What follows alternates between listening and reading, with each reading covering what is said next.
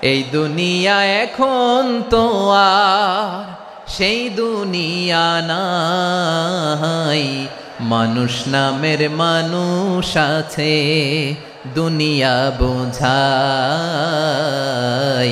সেই মানুষের ভিড়ে আমার আসল মানুষ নাই। ঠিক কিনা? এই যে আমাদের বিশাল জনসংখ্যা, এই জনসংখ্যাকে কি করে জনসম্পদে রূপান্তরিত করা যায় এ ব্যাপারে কথা বল। আল্লাহ তাআলা ইরশাদ করছেন, ওয়ালাকাদ কাররামনা বানি আদম ওয়া হামালনাহুম ফিল বাররি ওয়াল বাহরি ওয়া রাযাকনাহুম মিনাত তাইয়্যিবাত ওয়া ফাদ্দালনাহুম আলা কাসীরিম মিম্মান খলাকনা তাফদীলা। পড়েন আল্লাহু আকবার। রব্বুল আলামিন বলেন, ওয়ালাকাদ কাররামনা বানি আদম, আমি বনি আদমকে সম্মানিত করেছি, বনি আদমকে মর্যাদা দিয়েছি। ওয়া হামালনাহুম ফিল বাররি ওয়াল বাহর, বনি আদমকে জলে স্থলে স্থলে এবং সমুদ্রে চলাচলের বাহন দিয়েছি। ওয়া রাযাকনাহুম মিনাত তাইয়্যিবাত, তাদেরকে পবিত্র রিজিকের বন্দোবস্ত করেছি। ওয়া ফাদ্দালনাহুম আলা কাসীরিম মিম্মান খালাকনা তাফদীলা, আর আমি আল্লাহ যাদেরকে সৃষ্টি করেছি তাদের মধ্য থেকে বনি আদমকে আমি শ্রেষ্ঠ বানিয়েছি, সবার চেয়ে সেরা। আমাদের মতো করে আল্লাহ কাউকে বানায় নাই। দুই পায়ে ভর করে শির দ্বারা এরকম স্ট্যান্ড রেখে মাথা উঁচু করে দাঁড়াতে পারে এরকম কোন প্রাণী পৃথিবীতে আছে? এজন্য আল্লাহ বলেন, ওয়ালাকাদ কাররামনা বানি আদম, আমি বনি আদমকে সম্মানিত করেছি, তাদেরকে আমি মর্যাদা দিয়েছি। তাদেরকে আমি যত মর্যাদা দিয়েছি আমার কোন সৃষ্টিকে এত মর্যাদা দেই নাই। পড়েন সুবহানাল্লাহ। I have dignified the status of the sons of Adam, আদমের সব সন্তানের মর্যাদা আমি বাড়িয়েছি। আল্লাহ এখানে বলেননি ওয়ালাকাদ কাররামনাল মুমিনিন, আমি মুমিনের মর্যাদা বাড়িয়েছি, বলেছেন? আল্লাহ এখানে বলেন নাই ওয়ালাকাদ কাররামনাল মুসলিমিন, আমি মুসলিমের মর্যাদা বাড়িয়েছি। আল্লাহ বলেছেন ওয়ালাকাদ কাররামনা বানি আদম, আমি বনি আদমের সম্মান বাড়িয়েছি, হোক সে মুমিন কিংবা কাফের, মুসলিম কিংবা মুশরিক, আস্তিক কিংবা নাস্তিক, আরব কিংবা অনারব, যেই হোক না কেন আদম সন্তান সবগুলার মর্যাদা বাড়ায় দিয়েছে কে? সবার মর্যাদা আল্লাহ বাড়িয়েছে। মানুষ হিসেবে মর্যাদা। বিশ্বনবী সাল্লাল্লাহু আলাইহি ওয়াসাল্লাম ইহুদির লাশ দেখে দাঁড়িয়ে গেলেন। কার লাশ? ইহুদির লাশ দেখে দাঁড়ায় গেলেন। সাহাবারা বললেন, ইয়া রাসূলুল্লাহ, আপনি দাঁড়ালেন যে, এটা তো ইহুদির লাশ। বিশ্বনবী বললেন, আওয়ালাইসাত নাফসান, এটা কি মানুষ নয়? এটা হোক ইহুদি হোক খ্রিস্টান, এটা তো মানুষ। আমি মানুষ দেখে দাঁড়িয়েছি। আই স্যালিউট দ্য হিউম্যানিটি, আমি মানবতাকে সম্মান করেছি। পড়েন সুবহানাল্লাহ। তাহলে এই জমিনে মানুষের মর্যাদা বেশি, হোক আস্তিক হোক নাস্তিক, হোক মুমিন কিংবা কাফের। আদমের সন্তান হলে, মানুষ হলেই তার মর্যাদা বাড়িয়েছে কে? আমার কলিজার টুকরা যশোরের ভাইয়েরা, মানুষের মর্যাদা আল্লাহ এত বাড়িয়েছেন, মানুষ জীবিত থাকলেও যেমনি মর্যাদাবান, মরে গেলেও মর্যাদাবান। সুবহানাল্লাহ পড়েন। মানুষ মরে গেলে এই ডেড বডিটা কি হয়? পচে যায়, গলে যায়, মাটির সাথে মিশে যায়। তাই বলে আপনি ডেড বডির সাথে যাচ্ছে তাই করতে পারবেন না? পারবেন? কেউ যদি অন্যায় করে তাকে যদি আপনি শাস্তির আওতায় আনেন, যা মনে চায় করতে পারবেন না। তারা আগুন দিয়ে পোড়াতে পারবেন না, নাক কাটতে পারবেন না, কান কাটতে পারবেন না, অঙ্গ বিকৃতি করতে পারবেন না। কারণ মানব জাতির মর্যাদা স্বয়ং দিয়েছে কে? ডেড বডি পচে যাবে, গলে যাবে। তারপরে ইসলাম বলে, না, খবরদার, এই মরা লাশটারও একটা মর্যাদা আছে না নাই? ইসলাম বলে এই লাশটা গলে যাবে, পচে যাবে, কিন্তু এটার অমর্যাদা করো না। কর্পূর দিয়ে, খেজুর পাতা দিয়ে, এটাকে ওয়ার্ম ওয়াটার দিয়ে, গরম পানি দিয়ে ধৌত করো, সাদা শুভ্র ধবধবে কাপড় দিয়ে লাশটাকে তুমি কাভার করো। তারপরে খাটিয়ার মধ্যে লাশটাকে রেখে বিশাল একটা প্রোগ্রাম করো, একটা ফিউনারাল প্রোগ্রাম করো। ওই প্রোগ্রামের ডানে বায়ে পেছনে লাশটারে রাখলে হবে না, প্রোগ্রামের একেবারে সামনটাতে তুমি লাশটাকে রাখো। সুবহানাল্লাহ। একটা ফিউনারাল প্রোগ্রাম করতে হবে, তাকে শেষ বিদায় জানাতে হবে, যেটাকে আমরা জানাজা বলি। কি বলি? জানাজা মানে মাইয়েতের জন্য দোয়া, তার জন্য দোয়া করা হয়, তাকে একটা সিস্টেমেটিক অর্ডারে কবরে রাখা হয়, সুন্দরভাবে সেটাকে কবরস্থ করা হয়, মাটি দেয়া হয়, পানি দেয়া হয়, তার মানে মরে গেলেও মানুষের সম্মান বাড়ায় দিয়েছে কে? এজন্য আল্লাহ বললেন ওয়ালাকাদ কাররামনা বানি আদম, বনি আদমের সম্মান মর্যাদা আমি আল্লাহ বাড়িয়ে দিয়েছি। মানুষের সম্মানে তুমি কখনো আঘাত করো না, ঠিক কি না? তাহলে ভাই, প্রথম মেসেজ হচ্ছে the first and foremost message tonight to the people of জাসর। আল্লাহ বলেন I have dignified the status of son of Adam. আমি বনি আদম সবার মর্যাদা বাড়িয়ে দিয়েছি, হোক আস্তিক নাস্তিক, হোক কাফের কিংবা মুশরিক, তার মর্যাদা বাড়াই দিছে কে? যখন বন্যা হয় আমরা ত্রাণ নিয়ে যাই, আমরা শুধু মুসলমানদেরকে ত্রাণ দেই নাকি? হ্যাঁ, আমরা মুসলমানকেও দেই, অমুসলমানকেও দেই, হিন্দুকেও দেই, বৌদ্ধকেও দেই। যেখানেই মানবতা বিপন্ন সেখানে ইসলামের হেল্পিং হ্যান্ড আছে না নাই? সুবহানাল্লাহ, কি দিন আমরা পেয়েছি, কি বিধান আমরা পেয়েছি। ওয়ালাকাদ কাররামনা বানি আদম, আমি বনি আদমকে সম্মানিত করেছি। এরপর আল্লাহ বললেন ওয়া হামালনাহুম ফিল বাররি ওয়াল বাহর, জলে স্থলে আমি চলাচলের যানবাহনের ব্যবস্থা করেছি। আমরা স্থলে ঘোড়ার উপরে চড়ি, উটের উপরে চড়ি, গাড়ির উপরে চড়ি। এই যে গাড়ির ইঞ্জিন বানাইছি আমরা, এটার মেধা দিয়েছে কে? আবার সাগরের মধ্যে আমরা নৌযান, জলযান, বড় বড় জাহাজ দিয়ে এক মহাদেশ থেকে আরেক মহাদেশ যাই, এক দেশ থেকে মালামালগুলো আরেক দেশে পাঠাই। সাগরের ভেতরে নৌকাগুলোরে ধরে রাখলো কে? ওয়াল ফুলকিল্লাতী তাজরি ফিল বাহরি বিমা ইয়ানফাউন নাস। মানুষের উপকার আছে এরকম সরঞ্জামাদি নিয়ে সাগরের উপরে বিশাল বিশাল জলযানগুলো চলে, এগুলো ডুবে যায় না, কাত হয়ে যায় না, পড়ে যায় না। এগুলোকে স্থিতিস্থাপকতাকে ঠিক করে রাখলো কে? আপনারা জাহাজ দেখেছেন? জাহাজ দেখছেন? বিশাল বিশাল জাহাজ, বিশাল জাহাজ মালামাল নিয়ে এক মহাদেশ থেকে আরেক মহাদেশে যায়। গত মাসে আমার জাপান সফর ছিল। এই যে বাংলাদেশে যে গাড়িগুলো চালান, বেশিরভাগ গাড়ি আসে কিন্তু জাপান থেকে। হাজার হাজার গাড়ি একটা জাহাজ বহন করতে পারে, হাজার হাজার গাড়ি। এটারে সাগরের মধ্যে ভাসাইলো কে? হাজার হাজার গাড়ি নিয়ে জাপানিজ গাড়িগুলো আমাদের চট্টগ্রামের এয়ারপোর্টের বন্দরে ভিড়ে। যুক্তরাষ্ট্রে আমি দেখেছি বিশাল বিশাল জাহাজ। আপনারা টাইটানিক জাহাজের নাম শুনেছেন? টাইটানিক জাহাজের 8 গুণ 10 গুণ বড় একটা জাহাজ আছে, আইকন অফ দ্য সি, আমি দেখে এসেছি। রয়্যাল ক্যারিবিয়ান দেখে এসেছি। সাগরের সামনে জেটিতে যখন দাঁড়ালাম, জাহাজটা যখন যায়, আমার মনে হচ্ছে একটা শহর, গোটা শহর, the entire city is floating on the water. পুরো একটা শহর মনে হয় পানির উপর দিয়ে ভেসে যাচ্ছে। পড়েন সুবহানাল্লাহ। এই যে আইকন অফ দ্য সি, এই ক্রুজ, এই জাহাজটা, এটার ভেতরে স্টেডিয়াম আছে। কিসের ভিতরে স্টেডিয়াম? কথা বুঝে নাই বোধহয়। স্টেডিয়াম কিসের ভিতর? সুইমিং পুল আছে, শপিং মল আছে, রেস্টুরেন্ট আছে, ক্লাব আছে, 3000 4000 রুম বিশিষ্ট, কক্ষ বিশিষ্ট হোটেল আছে। এই সবগুলোর নিয়ে এগুলো চলে সাগরের দোলার মধ্যে, জলোচ্ছ্বাসের মধ্যে। এই সাগরের ভেতরে এই জাহাজগুলোর ভাষায় রাখছে কে? সূরা আর রহমানে আল্লাহ তাআলা বললেন ওয়ালাহুল জাওয়ারিল মুনশাআতু ফিল বাহরি কাল আ'লাম ফাবিআইয়ি আলা, সবাই পড়েন ফাবিআইয়ি আলাই রাব্বিকুমা তুকাযিবান। পাহাড় সম বড় বড় জাহাজগুলো মাল বোঝাই করে সাগরের মধ্যে ভেসে বেড়ায়।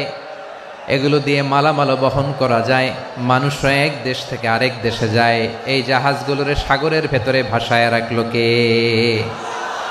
এই আয়াতের ভেতরে আল্লাহ তাআলা সূরাত বানী ইসরাঈলের এই চমৎকার আয়াতের ভেতরে আল্লাহ তাআলা বেসিকলি মানব জাতির প্রতি তার 4টি স্পেশাল অনুগ্রহের কথা বলেছেন। কয়টি? 2টা বলে ফেলছি। 1 নাম্বার ওয়ালাকাদ কাররামনা বানি আদম, আমি বনি আদমের সম্মান বাড়াইছি, নাকি মুসলমানদের? তাহলে human dignity, the first part of the verse talks about the human dignity. 2 number অংশ আল্লাহ তাআলা বললেন ওয়া হামালনাহুম ফিল বাররি ওয়াল বাহর, স্থলে এবং সমুদ্রে আমি তাদের জন্য চলাচলের বাহন দিয়েছি। সুবহানাল্লাহ। তার মানে smooth movement on land and sea, জলে এবং স্থলে যাতে আমরা স্মুথলি মুভ করতে পারি আল্লাহ তাআলা দিয়েছেন। 3 নম্বর আল্লাহ তাআলা বললেন ওয়ারাযাকনাহুম মিনাত তাইয়্যিবাত, মানুষের জন্য আমি পবিত্র রিজিকের ব্যবস্থা করেছি। জলে এবং স্থলে যত প্রাণী আছে সবগুলা প্রাণীকে রিজিক দেয় কে? আমাদেরকে রিজিক দেয় কে? সাগরের মাছগুলোকে, বড় বড় তিমি মাছগুলোরে রিজিক দেয় কে? বাতাসের মধ্যে ভেসে বেড়ানো বড় বড় পাখিগুলো, স্ক্যান্ডিনেভিয়ান কান্ট্রি থেকে লক্ষ লক্ষ কোটি কোটি পাখিগুলো যে এক দেশ থেকে আরেক দেশে ট্রান্সফার হয়, এগুলোর রিজিক দেয় কে? রব্বুল আলামিন বলেন ওয়ামা মিন দাব্বাতিন ফিল আরদি ইল্লা আলাল্লাহি রিজকুহা ওয়া ইয়ালামু মুস্তাকাররাহা ওয়া মুস্তাওদাআহা কুল্লুম ফি কিতাবিম মুবিন। আল্লাহু আকবার। রব্বুল আলামিন বলেন ভূপৃষ্ঠে বিচরণশীল যত প্রাণী আছে সব প্রাণীগুলোকে আমি আল্লাহ আমার নিজের কুদরতে রিজিকের বন্দোবস্ত করি। এই প্রাণীগুলো কোথায় থাকে, কোথায় যায়, সব জায়গায় আমি রিজিক পৌঁছে দেই। রিজিক কেউ দিতে পারে না, রিজিকের মালিক কে? রিজিকের মালিক তিনি আল্লাহ। এজন্য আল্লাহ তাআলা বললেন ওয়ারাযাকনাহুম মিনাত তাইয়্যিবাত। এরপর আল্লাহ বললেন ওয়া ফাদ্দালনাহুম আলা কাসীরিম মিম্মান খালাকনা তাফদীলা।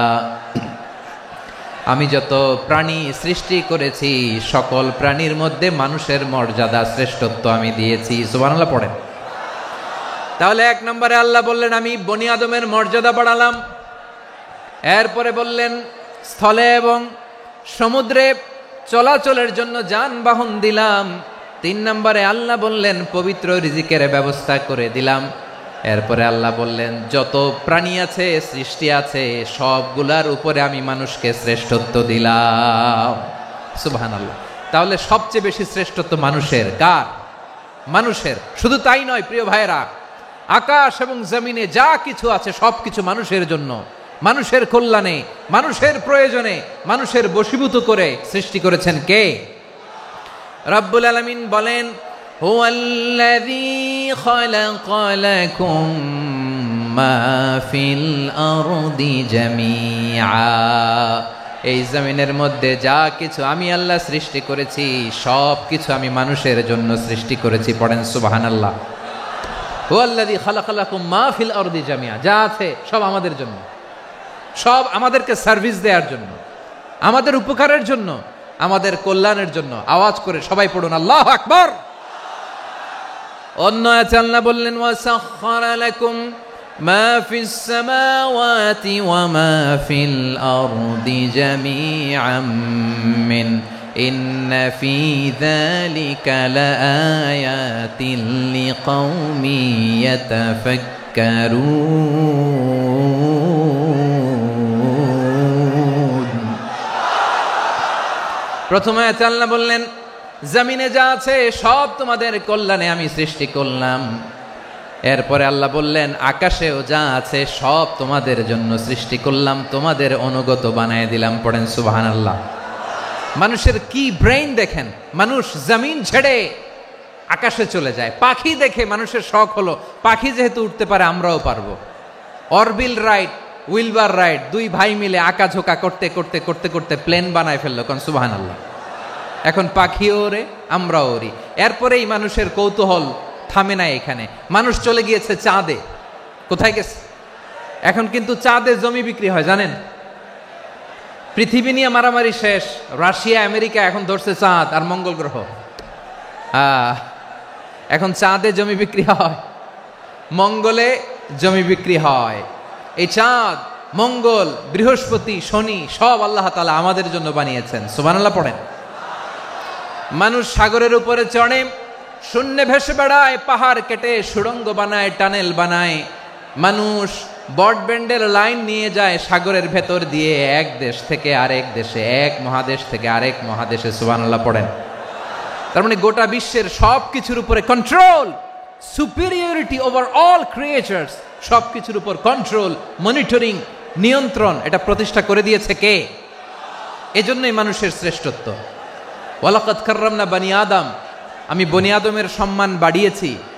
মর্যাদা আমি বাড়িয়ে দিয়েছি এ কারণে, কারণ মানুষ সবকিছুর উপর নিয়ন্ত্রণ নিতে পারে। মানুষকে নিয়ে এই কোরআনের সব আলোচনা, মানুষকে নিয়ে এই কোরআনের সব। তাই কোরআনের কেন্দ্রীয় আলোচ্য বিষয় হচ্ছে মানুষ। মানুষকে আল্লাহ স্বাধীনতা দিয়েছেন। ফামান শাআ ফালইউমিন ওয়া মান শাআ ফালইয়াকফুর। চাইলে মুমিন হতে পারো, চাইলে কাফের হতে পারো, তোমার ইচ্ছা। তবে জেনে রাখো, মুমিন হলে পাবা জান্নাত, কাফির হলে পাবা জাহান্নাম। নাও দ্য ডিসিশন ইজ ইয়ার্স। সিদ্ধান্ত তোমার, জান্নাতে যাবা না জাহান্নামে যাবা। মানুষকে আল্লাহ এত স্বাধীনতা দিয়েছেন, মানুষ চাইলে অনেক ভালো হইতে পারে। ভালোর রাস্তাও খোলা, খারাপ হওয়ার রাস্তাও খোলা। ভালো হইলে মানুষ অনেক ভালো, খারাপ হইলে অনেক খারাপ। ভালো হইলে সবচেয়ে ভালো, খারাপ হইলে সবচেয়ে খারাপ। এজন্য সিদ্ধান্ত আপনাকে নিতে হবে। আল্লাহ তাআলা বলছেন, লাকাদ খালাকনাল ইনসানা ফি আহসানি তাকওয়িম সুম্মা রাদাদনাহু আসফালা সাফিলিন। আমি মানুষকে অনেক সুন্দর অবয়বে, সুন্দর আকৃতিতে সৃষ্টি করেছি। তার শুধু চেহারার ডিজাইনটাই সুন্দর নয়, তার ব্রেনটা বড্ড সুন্দর, তার মানসিকতা বড্ড সুন্দর, তার সৃজনশীলতা বড্ড সুন্দর। পড়েন সুবহানাল্লাহ। আমাদের ব্রেনটা অনেক সফিস্টিকেটেড ব্রেন, অনেক সফিস্টিকেটেড। এই 1.5 কেজি ব্রেন ইউজ করে মানুষ গোটা বিশ্বে সভ্যতা বিনির্মাণ করেছে, ঠিক কিনা? এই ব্রেন আল্লাহ তাআলা আমাকে দিয়েছে। এটারে কাজে লাগালে, আপনার 6 সেন্স কাজে লাগালে আপনি অনন্য মানুষ হয়ে উঠবেন, মহামানবে রূপান্তরিত হবেন। মানুষ হতে পারে, চাইলেই মহামানব হতে পারে। আবার যদি মানুষ চায় খারাপও হতে পারে। আল্লাহ বললেন শুধু ভালোই না, ভালো হতে চাইলে অনেক ভালো তুমি হতে পারো, আবার খারাপ হতে চাইলে অনেক খারাপ তুমি হতে পারো। সুম্মা রাদাদনাহু আসফালা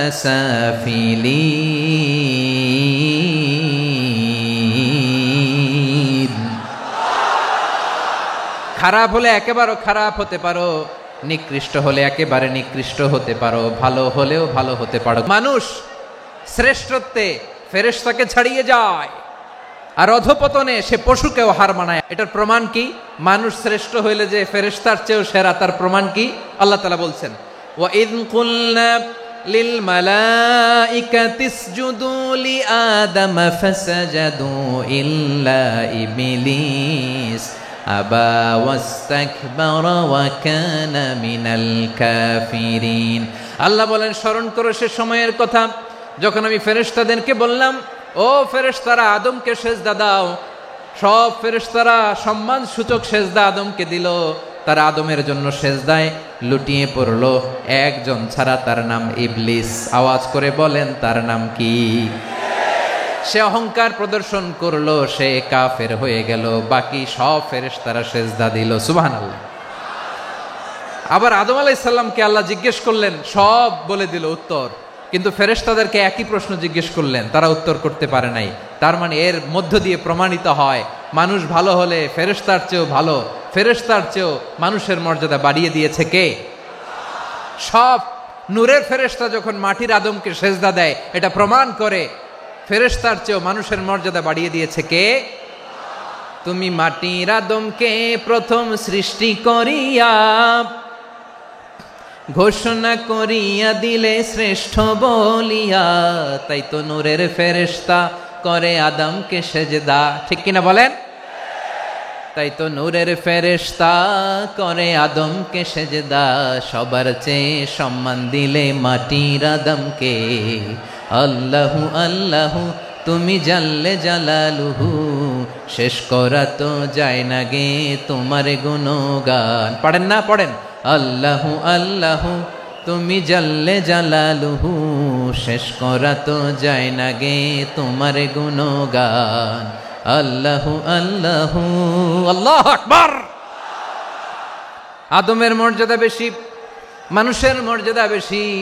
মানুষ শ্রেষ্ঠ, তার প্রমাণ নূরের ফেরেশতা মাটির আদমকে সেজদা করে। আওয়াজ করে বলেন ঠিক কিনা? তাহলে মানুষ ভালো হলে ফেরেশতার চেয়ে ভালো। আবার মানুষ যদি খারাপ হয়, সে পশুর চেয়েও খারাপ। অধপতনে পশুত্বকে হার মানায়। তার প্রমাণ কি? তার প্রমাণ হচ্ছে, যশোরের ভাইরা দেখবেন পত্রিকায় নিউজ পেপারে মাঝে মাঝে এরকম দেখা যায়, এক মানুষ আরেক মানুষকে হত্যা করে 20 টুকরা করে বস্তার ভেতরে ভরেছে। আচ্ছা, বুঝে থাকলে আওয়াজ করে বলেন, কোনদিন শুনছেন একটা হাতি আর একটা হাতিকে হত্যা করে 20 টুকরা করছে, এরপরে বস্তার ভিতরে ভরছে? হয়েছে? তাহলে দেখেন, মানুষ যদি খারাপ হয় সে পশুকেও হার মানায়। চিল্লায় বলো ঠিক কিনা? এমনও দুশ্চরিত্র মানুষ আছে যার নজর থেকে 6 মাসের ছোট্ট মেয়ে থেকে শুরু করে 80 বছরের বৃদ্ধারাও নিরাপদ নয়। পশুকেও হার মানে। মানুষের ঘর জ্বালিয়ে পুড়ে মেসাকার করে দেয়, জনপদের পর জনপদ জ্বালায় দেয়। এরকম আছে না নাই? গাজার মধ্যে যে অ্যাটাক করেছে, এরা মসজিদ মানে নাই, মসজিদে বম ফেলেছে। এরা খ্রিস্টানদের চার্চ গির্জা মানে নাই, গির্জায় বম ফেলেছে। পৃথিবীর ইতিহাসে never happened in the history of the world that someone bombed on a hospital, on a ICU center. এমন হাসপাতাল যেখানে আইসিইউর রোগীরা আছে, ওই হাসপাতালের উপরও ইসরায়েলি সৈনিকেরা বোমা মেরেছে। জোরে বলেন ঠিক কিনা? এরা মানুষ? আওয়াজ করে বলেন, এরা মানুষ না। প্রিয় ভাইয়েরা, চোখ কান নাক মুখ থাকলেই মানুষ না। যা সামনে দেখেন এগুলো সব মানুষ না, এগুলো জনসংখ্যা। এগুলো কি? সবাই বলুন, এগুলো কি? বাড়ছে জনসংখ্যা, কমছে মানুষ। এই দুনিয়া এখন তো আর সেই দুনিয়া নাই, মানুষ নামের মানুষ আছে, দুনিয়া বোঝাই, সেই মানুষের ভিড়ে আমার আসল মানুষ নাই। ঠিক কিনা? আসল মানুষের বড্ড অভাব, আসল মানুষের বড্ড অভাব। আমার ভাইয়েরা, মানুষ খারাপ হলে পশুকেও হার মানায়। আচ্ছা, আওয়াজ করে বলেন, যে ইসরায়েলি সোলজাররা উপর থেকে বোমা মারল, তারাও মানুষ? তারাও কি? ওরাও রক্তে মাংসে মানুষ, ওদেরও পরিবার আছে। বোমা মেরে যেই মেয়েটাকে তারা অনাথ বানায়, ইয়াতিম বানায়, ও কিন্তু বাসায় ওর মেয়েটাকে রেখে আসছে। ঠিক কিনা বলেন? বম্বিং করে যে বাবাকে মেরে, স্বামীকে মেরে স্ত্রীকে বিধবা বানায়, তারও ঘরে স্ত্রী আছে।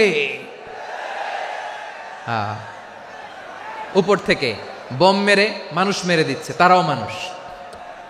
1945 সালের 6ই আগস্ট আমেরিকান সোলজাররা হিরোশিমায় বম মেরেছে। আমি নিজে দেখে এসেছি জাপানের হিরোশিমাতে। সকাল 8:15 মানুষ কেউ অফিসে যাচ্ছিল, কেউ খেতে খামারে কাজ করতে যাচ্ছিল। লিটল বয় নামে একটা বোম মেরেছে তারা। এই বোমের আঘাতে, পারমাণবিক এই বোমার রেডিয়েশনে আঘাতে বোম ব্লাস্ট হওয়ার পরে মুহূর্তের মধ্যে 1,40,000 নাই। উপর থেকে যারা মারতেছে এরাও মানুষ, যাদেরকে মারলো তারাও। তার মানে মানুষে মানুষে পার্থক্য আছে না? নেই? মানুষে মানুষে পার্থক্য আছে। নাক কান চোখ মুখ থাকলেই মানুষ নয়। বাড়ছে জনসংখ্যা, কমছে মানুষ। চিল্লায় বলো ঠিক কিনা? ভালো মানুষ যারা জগৎটাকে এনলাইটেন করবে, যারা সত্যের বীর সেনানী হয়ে দাঁড়াবে, যারা সত্যের পক্ষে কথা বলবে, যারা জালিমের মসনদকে ভেঙে খান খান করে দেবে, এরকম হওয়ার দরকার আছে না নাই? এরকম ভালো মানুষ আমরা হতে চাই কি চাই না? মানুষকে যত্ন নিলে মানুষ যে কত ভালো হয় আপনি কল্পনাও করতে পারবেন না।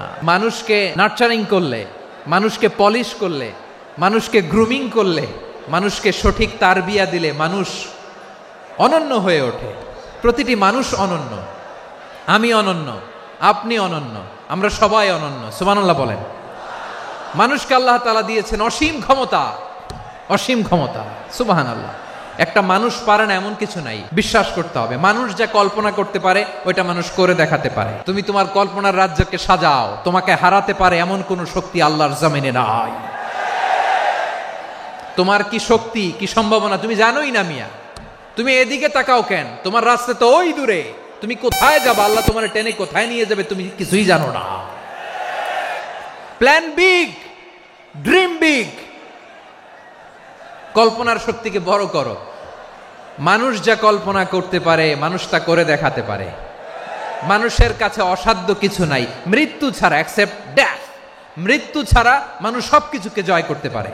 তোমার জন্ম হয়েছে জিতার জন্য, বিজয়ের জন্য তোমার জন্ম। মানুষের শুরুটাই হয় বিজয় দিয়ে। আমরা যখন আমার পিতার পৃষ্ঠদেশে ছিলাম, পিতার পৃষ্ঠদেশ থেকে শুক্রাণু যখন মায়ের গর্ভদেশে যেয়ে পড়ে, কতটা শুক্রাণু ভ্রমণ শুরু করে জানো? 20 কোটি শুক্রাণু। একবার সিমেন আউট হলে সেখানে 20 কোটি শুক্রাণু থাকে, ভ্রমণ শুরু করে।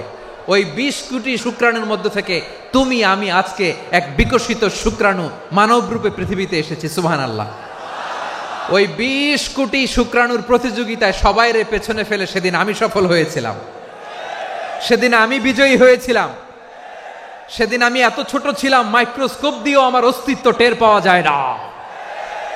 আমি এত তুচ্ছ ছিলাম, নগণ্য ছিলাম। আমার কান ছিল না, আমার চোখ ছিল না, আমার হাত ছিল না, আমার জন্য রিকমেন্ডেশন করার মতো মামু ছিল না, খালা ছিল না, কেউ ছিল না। তারপরেও ওই প্রতিযোগিতায়, ওই কম্পিটিশনে যখন আমারে কেউ হারাতে পারে নাই, আল্লাহর জমিনেও আমারে কেউ হারাতে পারে না। হারার জন্য তোমার জন্মই হয় নাই, তুমি আসছই জিতার জন্য। সুবহানাল্লাহ। বিশ্বনবী বলেন, আন্নাসু মাআদিন কামাআদিনি যাহাবি ওয়াল ফিদ্দা খিয়ারুহুম ফিল জাহিলিয়াতি খিয়ারুহুম ফিল ইসলাম। Peoples are like mines of gold and silver. সোনার খনি, রূপার খনি, এর চেয়েও বড় খনি হচ্ছে এই মানব সম্পদের খনি। আওয়াজ করে বলেন আল্লাহু আকবার। আল্লাহ তাআলা এই সম্পদ আমাদেরকে দিয়েছে। বিশ্বনবী বলেন, মানুষ হচ্ছে খনির মতো। খিয়ারুহুম ফিল জাহিলিয়াতি খিয়ারুহুম ফিল ইসলাম। জাহিলি যুগে যারা সেরা, ইসলামেও তারা সেরা। ইদা ফাকুহু, যদি তারা বুঝবান হয় তাহলে তাদেরকে সেরা বানায় দিবে কে? তাহলে মানুষের চেয়ে সেরা কেউ হতে পারে? মানুষের চেয়ে অনন্য কেউ হতে পারে? মানুষকে কেউ হারাতে পারে? আওয়াজ করে বলো, তোমাকে কেউ হারাতে পারবে?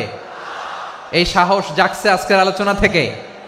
আমি তুমি অনন্য, আমাকে তোমাকে হারায় দেওয়া এত সহজ না, ঠিক কিনা? একটা কথা জীবনের সাথে সেট করে নিতে হবে, আমি জিতি নয় শিখি, আমি কখনো হারি না। তাহলে বিশ্বনবী বললেন, নাসু মাআদিন, মানুষ হচ্ছে খনি। এই খনির যত্ন নিতে হবে। মা বাবা যারা এসেছেন, আপনার ছেলে মেয়ের যত্ন নেন। আপনার ছেলের মধ্যে যে কি পটেনশিয়াল আপনি জানেন না। আপনার এই ছোট্ট অবুজ ছেলেটাই আগামী দিনের শায়েখ আহমদুল্লাহ হবে। আপনার হেফজখানায় পড়া ওই ছোট্ট ছেলেটাই আগামী দিনের আল্লামা মামুনুল হক হবে। আপনার ওই ছেলেটা আমির হামজা হবে, আব্দুল হাই সাইফুল্লাহ হবে। এভাবে বড় বড় আলেম হবে, তারা যুগশ্রেষ্ঠ আলেম হবে। সেই একদিন এই বাংলাদেশের পার্লামেন্টে যে বক্তব্য দিয়ে যশোরের পক্ষে কথা বলবে। আপনি জানেন না, কাউকে ছোট করবেন না আপনি। ওর কনফিডেন্স আপনি কমাবেন না, আপনি কমাতে পারেন না। প্যান্ডেলে আমার যে মা বোনেরা আছেন, ছেলে মেয়েদেরকে কখনো ছোট করে কথা বলবেন না। ও যে কোথায় যাবে আপনি জানেন না। আপনি মা হয়ে তাকে সাহস দিবেন, তার কল্পনার জগৎটাকে সাজাতে তাকে উৎসাহিত করবেন, ঠিক কিনা বলেন? আর আমার প্যান্ডেলের আমার প্রিয় শ্রদ্ধাশীলা মায়েরা বোনেরা, আপনারা তো আরো দামি সম্পদ। বিশ্বনবী বলেন, আর দুনিয়া কুল্লুহা মাতা। আল্লাহ আল্লাহ আল্লাহ। বিশ্বনবীর কথার ওজন দেখেন, আর দুনিয়া কুল্লুহা মাতা ওয়া খায়রু মাতা'আদ দুনিয়াল মারআতুস সালিহা। বিশ্বনবী বলেন, দুনিয়ায় যা দেখো সব আল্লাহর দেওয়া অ্যাসেট, মানে সম্পদ। আর এত অ্যাসেটের ভিড়ে সবচাইতে শ্রেষ্ঠ সম্পদ হচ্ছে নেককার নারী। সুবহানাল্লাহ। ভাইয়েরা বোনের সাথে খারাপ আচরণ করো না, সন্তান মায়ের সাথে খারাপ আচরণ করো না। আমাদের মায়েরা আমাদের asset, they are our priceless asset. কারণ এই মায়েদের পেটে এসেছে আল্লাহর ওলিরা, এই মায়েদের পেটে এসেছে খান জাহান আলী, এই মায়ের পেটে এসেছে শাহজালাল ইয়ামানি, এই মায়ের পেটে এসেছে আল্লাহর সব নবীরা। নাকি নবীরা আকাশ থেকে ধপ করে জমিনে নেমে আসছে? মায়ের পেটে আসছে। এই মায়ের পেটগুলো খনি। আমার সম্মানিতা মায়েরা বোনেরা, নিজেকে ইসলাম দিয়ে সাজান, নিজেকে পবিত্র রাখুন, নিজের আব্রু ঈমান ইজ্জতের হেফাজত করুন, কোরআন পড়ুন, সুন্নাহ পড়ুন। আপনি জানেন না আপনার গর্ভে কে আসছে, কোন ক্ষণজন্মা পুরুষকে আল্লাহ তাআলা আপনার গর্ভে পাঠাবে আপনি জানেন না। মায়েরা নিজেদেরকে পবিত্র রাখুন, ইসলাম চর্চা করুন, কোরআন চর্চা করুন, নৈতিকতা দিয়ে নিজেকে সাজান। যশোরের জেনজি, নিজেদেরকে প্রস্তুত রাখো আগামীর বাংলাদেশের জন্য। নৈতিকতা, মোরালিটি, ভ্যালিউজ দিয়ে নিজেকে সাজাও, ইসলাম দিয়ে নিজেকে সাজাও। কারণ আগামীর বাংলাদেশ ইসলামের বাংলাদেশ। বাংলাদেশের আসল পরিচয় ইসলাম। বাংলাদেশের আসল পরিচয় কি? সবাই বলে না, আওয়াজ করে, এদেশের আসল পরিচয়। এদেশে আজান শুনে সূর্য ওঠে শহর গ্রামে, এদেশে আজান শুনে সূর্য ডুবে সন্ধ্যা নামে, এদেশে সকল কাজে সবাই বলে বিসমিল্লাহ, এদেশে ভালো কিছু দেখে শুনে হাসি মুখে সবাই বলে মাশা আল্লাহ, সুবহানাল্লাহ সুবহানাল্লাহ সুবহানাল্লাহ সুবহানাল্লাহ সুবহানাল্লাহ সুবহানাল্লাহ সুবহানাল্লাহ সুবহানাল্লাহ। ও নবীন তরুণ, তোমার কিসের এত ভয়? জেনে রেখো বাংলাদেশের আসল পরিচয়। বাংলাদেশের আসল পরিচয় ইসলাম। আওয়াজ তুলে বলো, আসল পরিচয় কি? এদেশে পরস্পরে দেখা হলে দেয় সালাম, এদেশে আমজনতার হৃদয় জুড়ে পাক্কা আলাম, ঠিক কি না? এদেশে বিপদ এলে সর্বজনে সর্বক্ষণে দোয়া পড়ে ইন্না লিল্লাহ সুবহানাল্লাহ সুবহানাল্লাহ সুবহানাল্লাহ সুবহানাল্লাহ।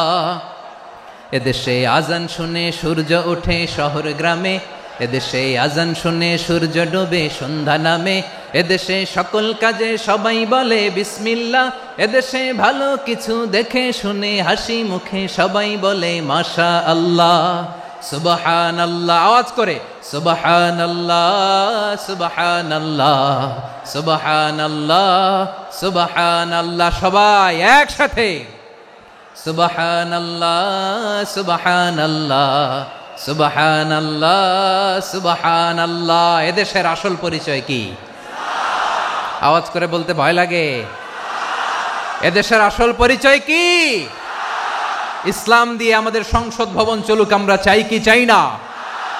বঙ্গভবনে লা ইলাহা ইল্লাল্লাহর পতাকা উড়ুক, আমরা চাই কি চাই না? প্রতিটি জেলা অফিসে, ডিসি অফিসে লা ইলাহার পতাকা ঝুলুক, আমরা চাই কি চাই না? মানুষকে যত্ন নিলে মানুষের মধ্যে যারা কি পটেনশিয়াল রেখেছে। আমি জাপানের দুইটা উদাহরণ দেই। জাপানের 2022 সালে জাপানের সাথে জার্মানির খেলা, ফিফা ওয়ার্ল্ড কাপ 2022, ওই খেলায় জিতেছিল জাপান।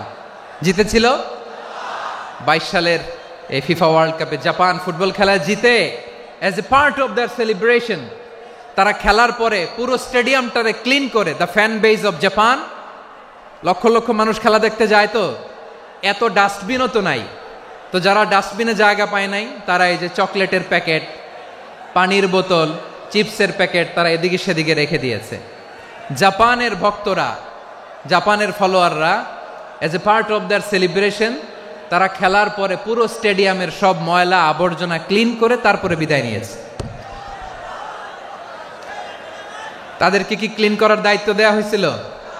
তারা কি স্টেডিয়ামের পরিচ্ছন্নতা কর্মী?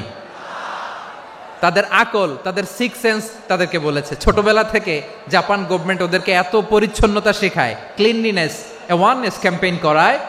ক্লাসে আমি দেখেছি, ক্লাসে নিজের বেঞ্চ নিজে মুছে, ক্লাসের মাঝখানে একটা সময় দেয়, নিজের টেবিল নিজে মুছে, নিজের ক্লাসরুমটা নিজে পরিষ্কার করে। রাস্তাঘাটে একটা ধুলা নাই, ময়লা নাই, একটা টিস্যু নাই। খেলার পরে গোটা বিশ্বকে তাক লাগিয়ে দিয়েছে। জাপানের ফ্যানরা সবার রেখে যাওয়া গার্বেজ, টিস্যু, বোতল পরিষ্কার করে তারপরে স্টেডিয়াম থেকে বিদায় নিয়েছে। আমরা কেন এমন হইতে পারলাম না? জাপানের যারা এগুলো করছে ওদের 3টা করে চোখ না? চোখ তো 3টা, জাপানো লাগো। জাপানো লাগো হাত তো 4টা, কান তো 6টা। হ্যাঁ, নাকি আমার মতো 2 হাত 2 কানওয়ালা মানুষ? চোখে দেখলে ওটা মানুষ না। চিন্তা করছেন? তার মানে জাপানিজদেরকে যে গ্রুমিং করে শিখানোর মাধ্যমে পরিচ্ছন্ন বানানো গেছে, ওরা যেমনি মানুষ আমরাও মানুষ। আমাদের সন্তানদেরকে শেখালে তারাও পারবে। পারবে কিনা? 2 নম্বর উদাহরণ বলি। চট্টগ্রাম ফেনীতে যারা গিয়েছেন, মেঘনা গোমতী ব্রিজ প্রকল্প নাম শুনছেন? মেঘনা একটা ব্রিজ পার হওয়া লাগে। এই মেঘনা গোমতী, এখানে 3টা ব্রিজ কাঁচপুর সহ, এই 3টা ব্রিজের নির্মাণ কাজ, রেনোভেশনের কাজ দেয়া হয়েছিল জাপানের একটা কোম্পানিকে। কাকে? জাপানের কোম্পানি নির্মাণ শেষে 738 কোটি টাকা বেঁচে গেছিল, এটা গভর্নমেন্টের হাতে দিয়ে তারা বিদায় নিয়েছে। কত টাকা? 738 কোটি টাকা।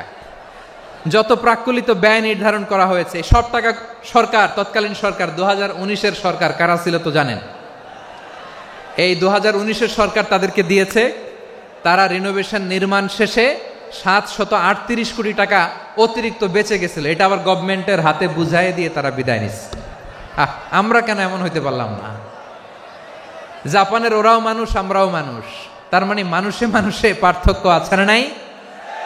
আচ্ছা, জাপানের দুইটা উদাহরণ দিলাম, এবার আমার দেশের দুইটা উদাহরণ দিব না?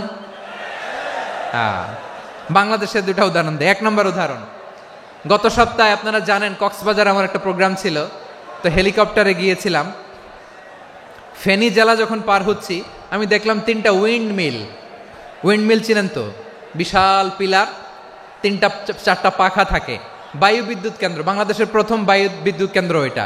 মুহুরী প্রজেক্ট বলে ওটারে, সম্ভবত মুহুরী প্রজেক্ট। তো সাগরের বাতাসের ঝাপটায় এটা ঘুরে এনার্জি হয়, ইলেকট্রিসিটি উৎপাদন হয়।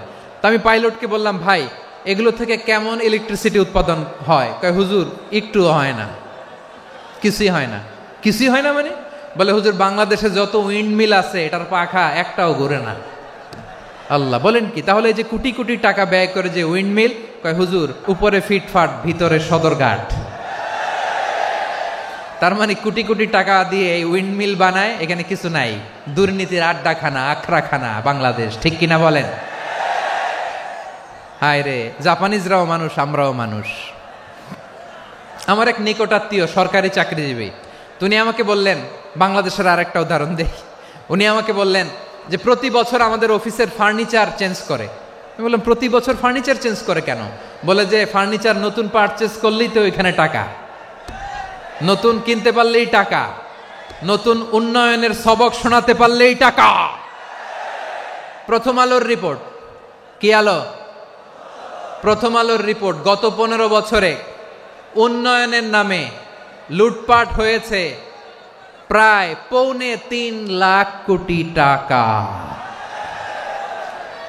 কার রিপোর্ট? আমাদের বানানো কথা, প্রথম আলোর রিপোর্ট। গত 15 বছরে কারা ছিল জানেন তো? হ্যাঁ, শুধু ওনাদেরকেই দোষ দিয়ে লাভ নাই। স্বাধীনতার পর থেকে শুধু শাসকের হাত বদল হয়েছে, আমরা কিছু পাই নাই, ঠিক কিনা বলেন? আমরা এরকম চাই না। তাহলে জাপানের মানুষও মানুষ, আমরাও মানুষ। সিদ্ধান্ত আপনার, কোন মানুষ হবেন, ভালো মানুষ না খারাপ মানুষ? আজকের আলোচনার বিষয় হচ্ছে মানব সম্পদের উন্নয়ন, human resource development. It's a process to increase the capacity of knowledge, skill, capacity of the people of a country. একটা দেশের মানুষের জ্ঞান, তাদের দক্ষতা কি করে বাড়ানো যায়, বাড়িয়ে দেশের উন্নয়ন করানো যায়, এটাই হচ্ছে মানব সম্পদ উন্নয়নের মূল কথা। তাহলে মানব সম্পদ হচ্ছে একটা দেশের সবচাইতে শক্তিশালী পুঁজি।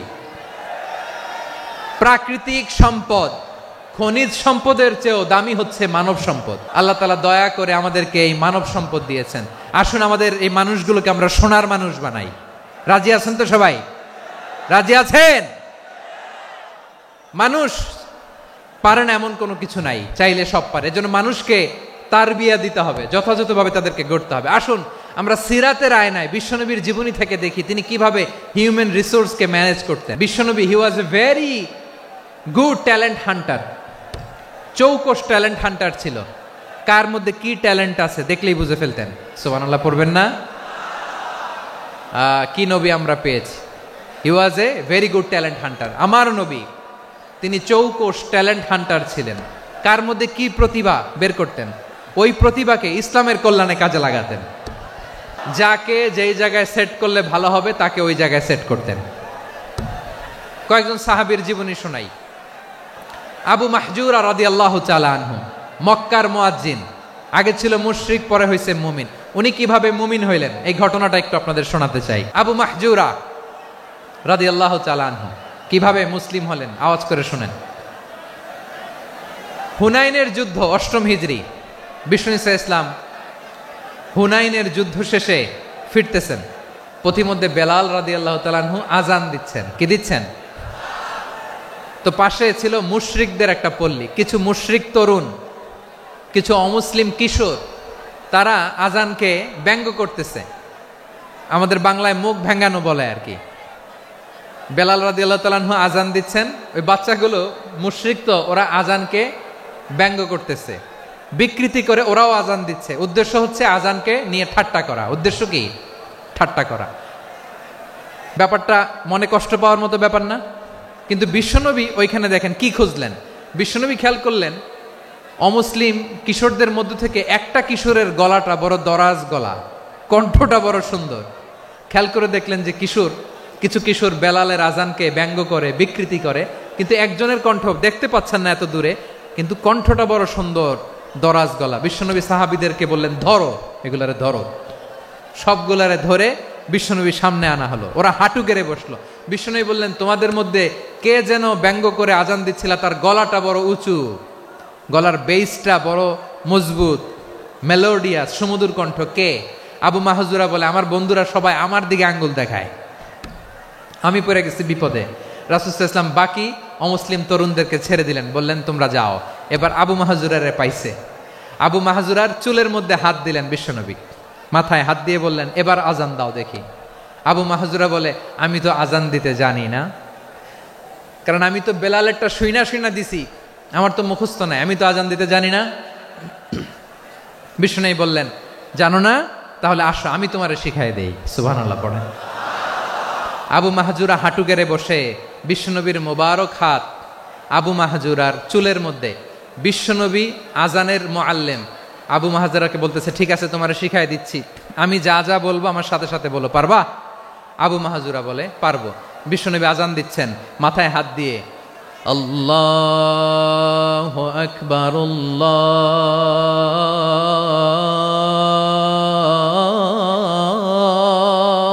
আকবার। আবু মাহজুরা এই বাক্যটা পড়লেন। বিশ্বনবী দ্বিতীয় বাক্য পড়তে আরম্ভ করলেন, আল্লাহু আকবার, আল্লাহু আকবার। আবু মাহজুরা এই বাক্যটাও বললেন। বিশ্বনবী আবু মাহজুরার মাথার মধ্যে হাত দিয়ে তৃতীয় বাক্য পড়লেন,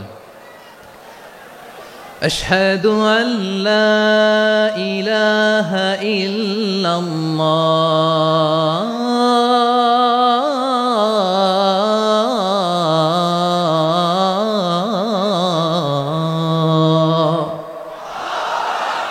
আবু মাহজুরা তৃতীয় বাক্য পড়লেন। বিশ্বনবী একটা বাক্য পরে আবু মাহজুরা পরে, বিশ্বনবী পরে আবু মাহজুরা পরে। আবু মাহজুরা কিন্তু অমুসলিম, মুশরিক। আবু মাহজুরা বলে, এক একটা বাক্য পড়ি আমার কলিজাটা গলে ঠান্ডা হয়ে যায়। এতদিন মোহাম্মদকে গালি দিতাম, এখন মোহাম্মদ আমার মাথায় যখন হাত রাখছে আমার সারা শরীর ঠান্ডা হয়ে গেছে। বিশ্বনবী আজান শিখাচ্ছেন, একটা একটা বাক্য পড়ে আবু মাহজুরাও পড়ে, বিশ্বনবী পড়ে, আবু মাহজুরাও পড়ে। পুরো বাক্যগুলো যখন শেষ, আজান শেষ, আবু মাহজুরাও যখন পুরো আজান পড়লেন, আবু মাহজুরা বললেন, এতদিন মোহাম্মদের চেহারা দেখলে আমার ঘৃণা লাগতো, আজ থেকে মোহাম্মদের চেহারার চেয়ে প্রিয় চেহারা আমার কাছে নাই। আবু মাহজুরা বললেন, ও মুহাম্মদ, আজানের বাক্য তো আপনি আমারে শেখালেন, এখানেই শেষ করবেন না, আপনি আমারে পড়ায় দেন, লা ইলাহা ইল্লাল্লাহু মুহাম্মাদুর রাসূলুল্লাহ সাল্লাল্লাহু আলাইহি ওয়াসাল্লাম। বিশ্বনবীর সাথে দাঁড়িয়ে উনি শাহাদা পড়ে মুসলমান হয়ে গেলেন। এবার আবু মাহজুরা বলে, ইয়া রাসূলুল্লাহ, ইয়া হাবিবাল্লাহ, আমি মুমিন হয়েছি, মুসলমান হয়েছি, আপনার কাছ থেকে আজান শিখার সৌভাগ্য আমি লাভ করেছি গো নবী। আমার কণ্ঠের বড় তারিফ করেছেন আপনি, আমার আজানকে আপনি পছন্দ করেছেন। একটা জিনিস আপনার কাছে চাই, আপনি আমাকে মক্কার মসজিদুল হারামের মুয়াজ্জিন হিসেবে অ্যাপয়েন্ট করে দে। বিষ্ণু ইসলাম বললেন, যাও আবু মাহজুরা, আমি তোমাকে পৃথিবীর শ্রেষ্ঠতম মসজিদ মক্কার মসজিদুল হারামের মুয়াজ্জিন হিসেবে অ্যাপয়েন্ট করে দিলাম। দেখছেন কিভাবে ট্যালেন্ট হান্টিং করতে হয়, কিভাবে হিউম্যান রিসোর্স মানব সম্পদকে ব্যবহার করতে হয়। আসছিল আজানকে ভেঙ্গাইতে, আসছিল কেন? আজানকে ব্যঙ্গ করার জন্য। বিকৃত করার জন্য, আজানকে বিকৃত করতে যে ইসলামের সবচেয়ে শ্রেষ্ঠ মসজিদের মুয়াজ্জিন হয়ে গেল। পড়েন সুবহানাল্লাহ।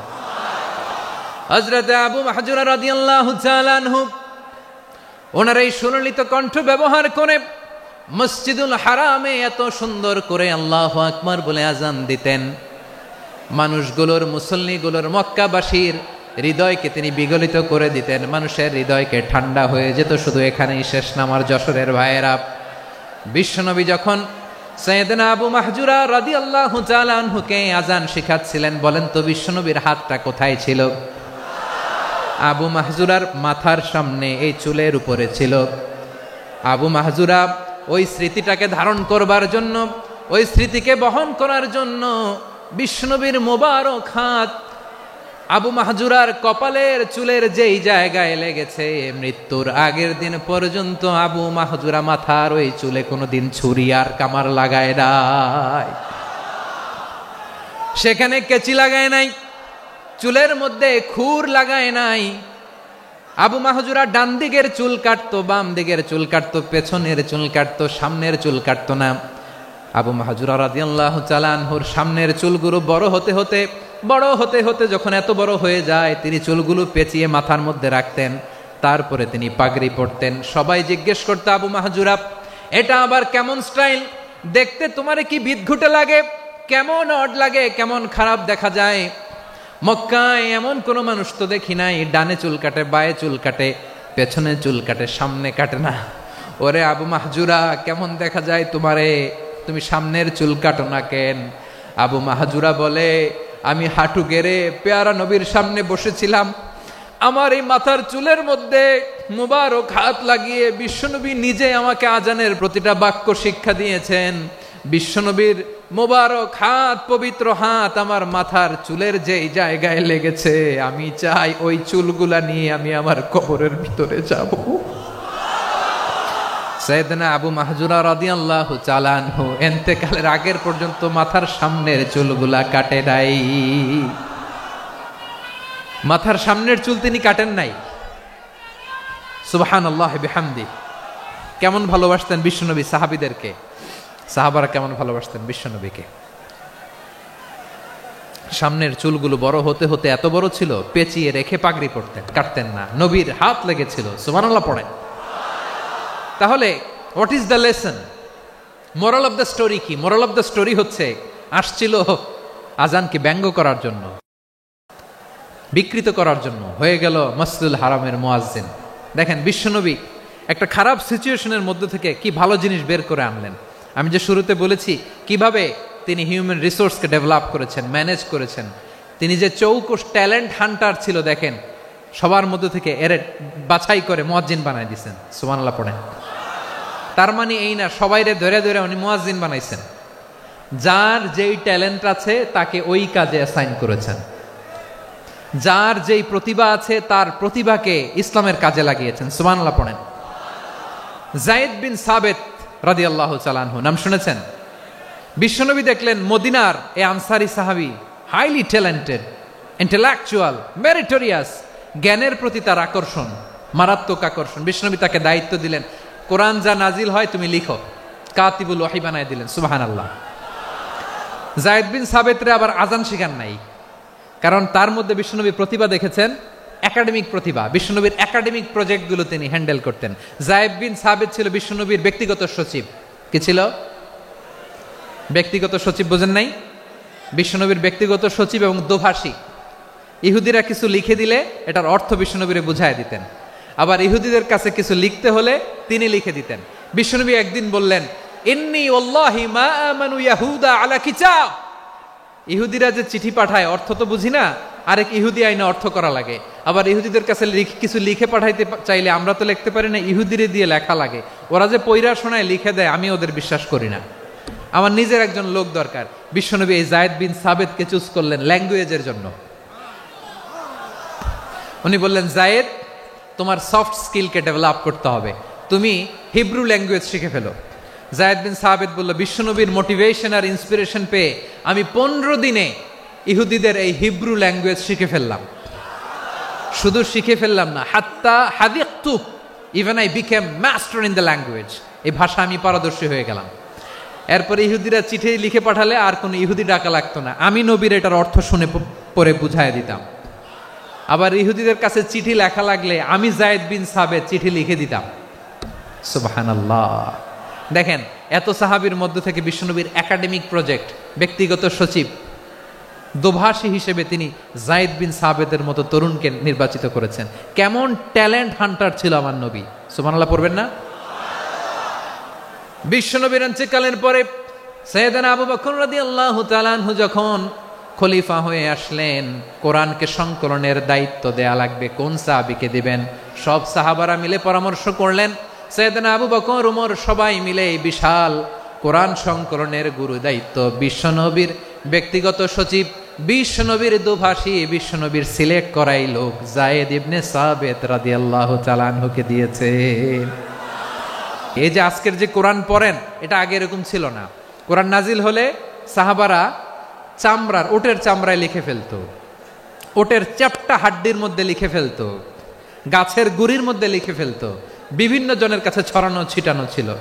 আবু বকর রাদিয়াল্লাহু তাআলা আনহু একসাথে করলেন, পরবর্তীতে উসমান রাদিয়াল্লাহু তাআলা আনহু একসাথে করলেন। 114 সূরার এখন এই মুসহাফ, এই কম্পাইলেশন, এই কপি আমরা পেয়েছি, যার হিউজ কন্ট্রিবিউশন ছিল।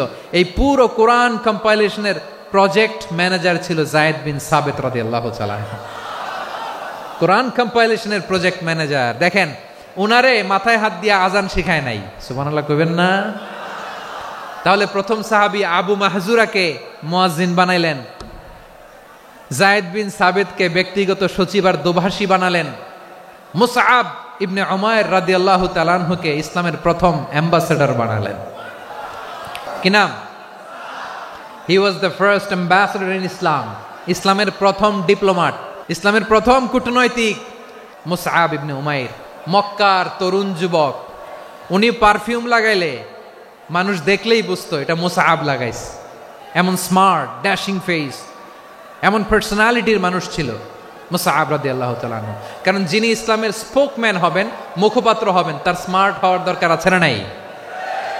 আকাবার প্রথম শপথ যখন হলো, তাদের সাথে বিষ্ণু ঈসা ইসলাম মদিনাতে একজন মুখপাত্র পাঠালেন, ডিপ্লোম্যাটকে পাঠালেন, অ্যাম্বাসেডর অফ ইসলাম। তিনি হচ্ছেন মুসআব ইবনে উমাইর। পড়েন সুবহানাল্লাহ। জুমার বিধান নাজিল হয়েছে, কিন্তু মক্কায় পরিবেশ নাই জুমা পালনের। বিষ্ণু ঈসা ইসলাম একজনকে দিয়ে খবর পাঠালেন, যাও মদিনায় মুসাবকে যে বলো, মুসাব তো আমার শিক্ষক, আমার স্পোকম্যান, মদিনাতে যেন তারা জুমা কায়েম করে। বিশ্বনবীর আগেই মুসআব মদিনার মুসলিমদেরকে নিয়ে মদিনায় প্রথম জুমা কায়েম করে ফেলছে। কোন সুবহানাল্লাহ। ডিপ্লোম্যাটদের কেমন হইতে হয়, অ্যাম্বাসেডারের কেমন হইতে হয়, মুসআব রাদিয়াল্লাহু তাআলা আনহুর কাছ থেকে শিখে নাও। তাহলে মুসআব রাদিয়াল্লাহু তাআলা আনহুকে বিশ্বনবী ল্যাঙ্গুয়েজ শিখান নাই, সফট স্কিল শিখান নাই। যায়েদ রাদিয়াল্লাহু তিনি হিব্রু ল্যাঙ্গুয়েজ শিখেছেন, সুরিয়ানি শিখেছেন, কিন্তু মুসআবকে তিনি বানিয়েছেন the spokesman of Islam, the first diplomat, the ambassador of Islam. আব্দুল্লাহ ইবনে আব্বাস রাদিয়াল্লাহু তাআলা আনহু বিশ্বনবীর কাজিন, চাচাতো ভাই। আবার মাইমুনা রাদিয়াল্লাহু তাআলা আনহু, মাইমুনা নবীর স্ত্রী, তিনি ছিলেন আব্দুল্লাহর আপন খালা। তো নবীর বউ যদি ওনার খালা হয়, নবী তার কি খালু? তাহলে সম্পর্ক অনেক গভীর, কাজিন আবার খালু। ছোট্ট মানুষ, তাই রাতে মাঝে মাঝে ঘরে থাকতো। বিশ্বনবী দেখলেন আব্দুল্লাহ যেহেতু আমার ঘরে ঢুকতে পারে, আব্দুল্লাহরে এই উম্মতের বড় শিক্ষাবিদ বানাইতে হবে। তাই আব্দুল্লাহ ইবনে আব্বাসকে বিশ্বনবী হাতে কলমে শিক্ষা দিয়েছেন। তো বিশ্বনবী রাতে যখন তাহাজ্জুদ পড়তেন, ছোট্ট আব্দুল্লাহ ঘরে থাকতো। বুঝতে পেরেছেন? ছোট্ট মানুষ তো ঘরে থাকতো। তো বিশ্বনবী তাহাজ্জুদের জন্য একবার দাঁড়িয়েছেন, ছোট্ট আব্দুল্লাহ ওযু করে দাঁড়াইছে। আচ্ছা বলেন তো, ইমাম আর মুসল্লি মোট যদি দুইজন হয়, একজন ইমাম একজন মুসল্লি, তো মুসল্লি ইমামের কোন দিকে দাঁড়াবে? ডানে দাঁড়াবে। ছোট্ট আব্দুল্লাহ বুঝে নাই, বিশ্বনবী তাহাজ্জুদ শুরু করেছেন, উনি ইক্তেদা করছেন আর দাঁড়াইছেন বায়ে। কোথায় দাঁড়িয়েছেন? আব্দুল্লাহ বলেন, যখন আমি বায়ে দাঁড়ালাম, আখাযা রাসূলুল্লাহ সাল্লাল্লাহু আলাইহি ওয়াসাল্লাম উযুনি আল ইউমনা ইয়াফতিলুহা। বিশ্বনবী নামাজরত অবস্থায় আমার কান ধরে টেনে আমার ডান দিকে এনে দাঁড় করায় দিলেন। পড়েন সুবহানাল্লাহ। দেখেন, হাতে কলমে শিক্ষা। আর জীবনে ভুল হবে? কথা কয় না, আর ভুল হবে? আর ভুল হবে না। এভাবে বিশ্বনবীর অনেক সঙ্গ পেয়েছেন, সফর করেছেন, একই বাহনে বসেছেন, এক বাহনে বসে লম্বা নসিহত করেছেন, আব্দুল্লাহ চাইতে হলে আল্লাহর কাছে চাও, সাহায্য চাইতে হলে আল্লাহর কাছে সাহায্য চাও। মনে রাখো, গোটা বিশ্বের সবাই যদি তোমার সাহায্য করতে চায় ততটুকুই করতে পারবে যতটুকু আল্লাহ তোমার নসিবে রেখেছে। গোটা বিশ্ব যদি তোমার বিরুদ্ধে ষড়যন্ত্রে দাঁড়িয়ে যায়, ক্ষতি ততটুকু করতে পারবে যতটুকু তোমার জন্য বরাদ্দ আছে, এর বাইরে কিছু করতে পারবে না। আওয়াজ করে বলেন ঠিক কিনা? এভাবে হাতে কলমে শিখিয়েছেন। বিশ্বনবীর সঙ্গ পেয়েছেন, ওনাকে বিষ্ণু ইসলাম শিক্ষাবিদ, এডুকেটর অফ দিস উম্মাহ হিসেবে সিলেক্ট করেছেন, হাতে কলমে শিখিয়েছেন। বিশ্বনবী একবার প্রকৃতির ডাকে সাড়া দিয়ে এসেছেন, এখন কি করতে হবে? নামাজের জন্য অজু করতে হবে। বিশ্বনবী এসেই দেখেন অজুর বদনায় পানি ভরা, খুশি হয়ে গেলেন, বললেন কে রেখেছে পানি? একজন বলল আব্দুল্লাহ রেখেছে। বিশ্বনবী অত্যন্ত খুশি হলেন, খুশি হয়ে একটা দোয়া করলেন, বললেন আল্লাহুম্মা ফাক্কিহু ফিদ্দীন ওয়া আল্লিমহু তা'ওয়ীল। আল্লাহ তুমি আব্দুল্লাহকে দ্বীনের বুঝ দিও আর কোরআনের তাফসীর শিক্ষা দিও। বিশ্বনবীর এই দোয়া এমন লাগছে উনি রাইসুল মুফাসসিরিন, এই পৃথিবীতে যত মুফাসসির ছিল, যত মুফাসসির আসবে, সকল মুফাসসিরের সম্রাট হিসেবে স্বীকৃত হয়েছেন আব্দুল্লাহ ইবনে আব্বাস। বিশ্বনবী ওনারে আজান শিখান নাই, বিশ্বনবী ওনারে ল্যাঙ্গুয়েজ শিখান নাই, বিশ্বনবী ওনারে অ্যাম্বাসাডর বানান নাই, হাতে কলমে শিক্ষা দিয়েছেন। ছোট্ট মানুষ, বিশ্বনবী ইন্তেকাল করলেন, আবু বকরের সময় গেল, ওমরে ফারুকের খেলাফত, তখনও তিনি তরুণ। ওমরে ফারুক রাদিয়াল্লাহু তাআলা আনহু ওনার ক্যাবিনেট মিনিস্ট্রির বৈঠকে এ আব্দুল্লাহ ইবনে আব্বাসকে পাশ দিয়ে বসায় রাখতেন। বয়স্ক সাহাবারা এটা পছন্দ করতো না, তারা বলতো ঘটনা কি, আব্দুল্লাহর মতো ছেলে নাতি আমাদের আছে, এরা কেন রাখে ওমরে ফারুক? ওমরে ফারুক এটা টের পেলেন, তিনি বুঝতে পারলেন যে ক্যাবিনেট মেম্বাররা এটা পছন্দ করে না, ছোট্ট আব্দুল্লাহরা কেন রাখি, কেন যে রাখি এটা একদিন বুঝাবো। একদিন মিটিংয়ে তিনি সবাইকে বললেন ইদা জাআ নাসরুল্লাহি ওয়াল ফাতহ। এই আয়াত দ্বারা উদ্দেশ্য কি বলেন তো মুরব্বী সাহাবীরা? এক সাহাবী বলেন এই সূরা দ্বারা উদ্দেশ্য, আল্লাহ বলেছেন আমাদেরকে বিভিন্ন ল্যান্ড, বিভিন্ন এলাকা বিজয় করতে হবে। ওমরে ফারুক বললেন না, হয়নি। আরেকজন বললেন বিজয় হওয়ার পর আমাদের বেশি বেশি আল্লাহর বরত্বের ঘোষণা দিতে হবে, এটা উদ্দেশ্য। ওমরে ফারুক বললেন না, হয় নাই। যারে জিজ্ঞেস করেন কেউ পারে না। সব শেষে বিশ্বনবী ছোট্ট আব্দুল্লাহরে বলেন আব্দুল্লাহ ইদা জাআ নাসরুল্লাহি ওয়াল ফাতহ এর দ্বারা উদ্দেশ্য কি বলো তো? ছোট্ট আব্দুল্লাহ বলেন হুয়া আজালু রাসূলিল্লাহ। এই আয়াত দ্বারা বিশ্বনবীর বিদায়কে উদ্দেশ্য নেওয়া হয়েছে। ওমরে ফারুক বললেন হাযা হুয়া, এটাই তো সঠিক উত্তর, এটাই সঠিক তাফসীর এই আয়াতের। কারণ ইদা জাআ নাসরুল্লাহি ওয়াল ফাতহ, যখন আল্লাহর সাহায্য আর বিজয় আসবে, ওয়া রাআইতান নাসা ইয়াদখুলুনা ফি দীনিল্লাহি আফওয়াজা, আপনি দেখবেন দলে দলে ঢলে ঢলে বানের পানির মতো মানুষ ইসলামের দিকে ঢুকতেছে, ইসলামের বিজয় হয়েছে। তো ইসলামের বিজয়ের মিশন নিয়ে নবী আসছে, বিজয়ী যখন হয়ে গেছে এখন তো নবীর বিদায় হবে। কোন সাহাবী এই সূক্ষ্ম কথাটা ধরতে পারে নাই, ওই আব্দুল্লাহ ছাড়া। আব্দুল্লাহ যখন উত্তর দিছে সব সাহাবীদের টনক নড়েছে।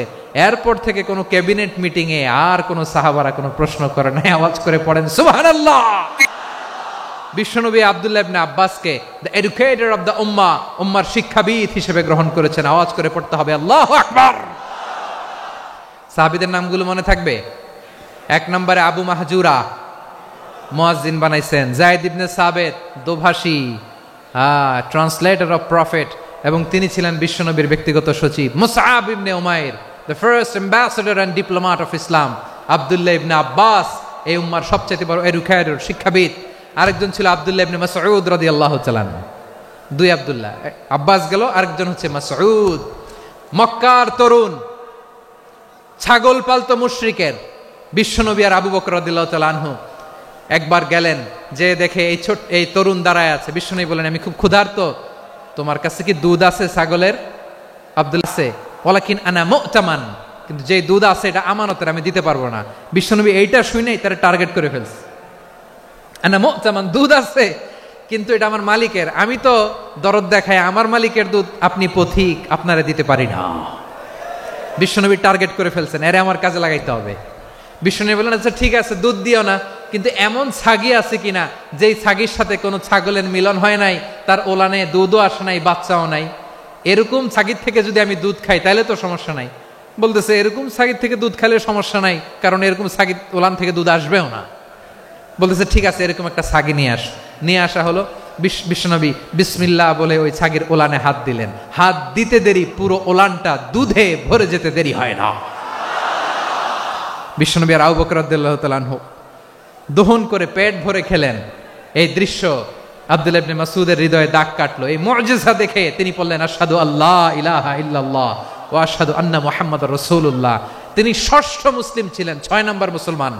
ওনাকে টার্গেট করে বিশ্বনবী দেখলেন এমন ইন্টেলেকচুয়াল ব্রেন, উনি সূক্ষ্ম সূক্ষ্ম জিনিস বুঝে বেশি, ফিকহি জ্ঞান ওনার মধ্যে বেশি। বিশ্বনবী ওনাকে কোরআনের জ্ঞান শিক্ষা দিতে লাগলেন।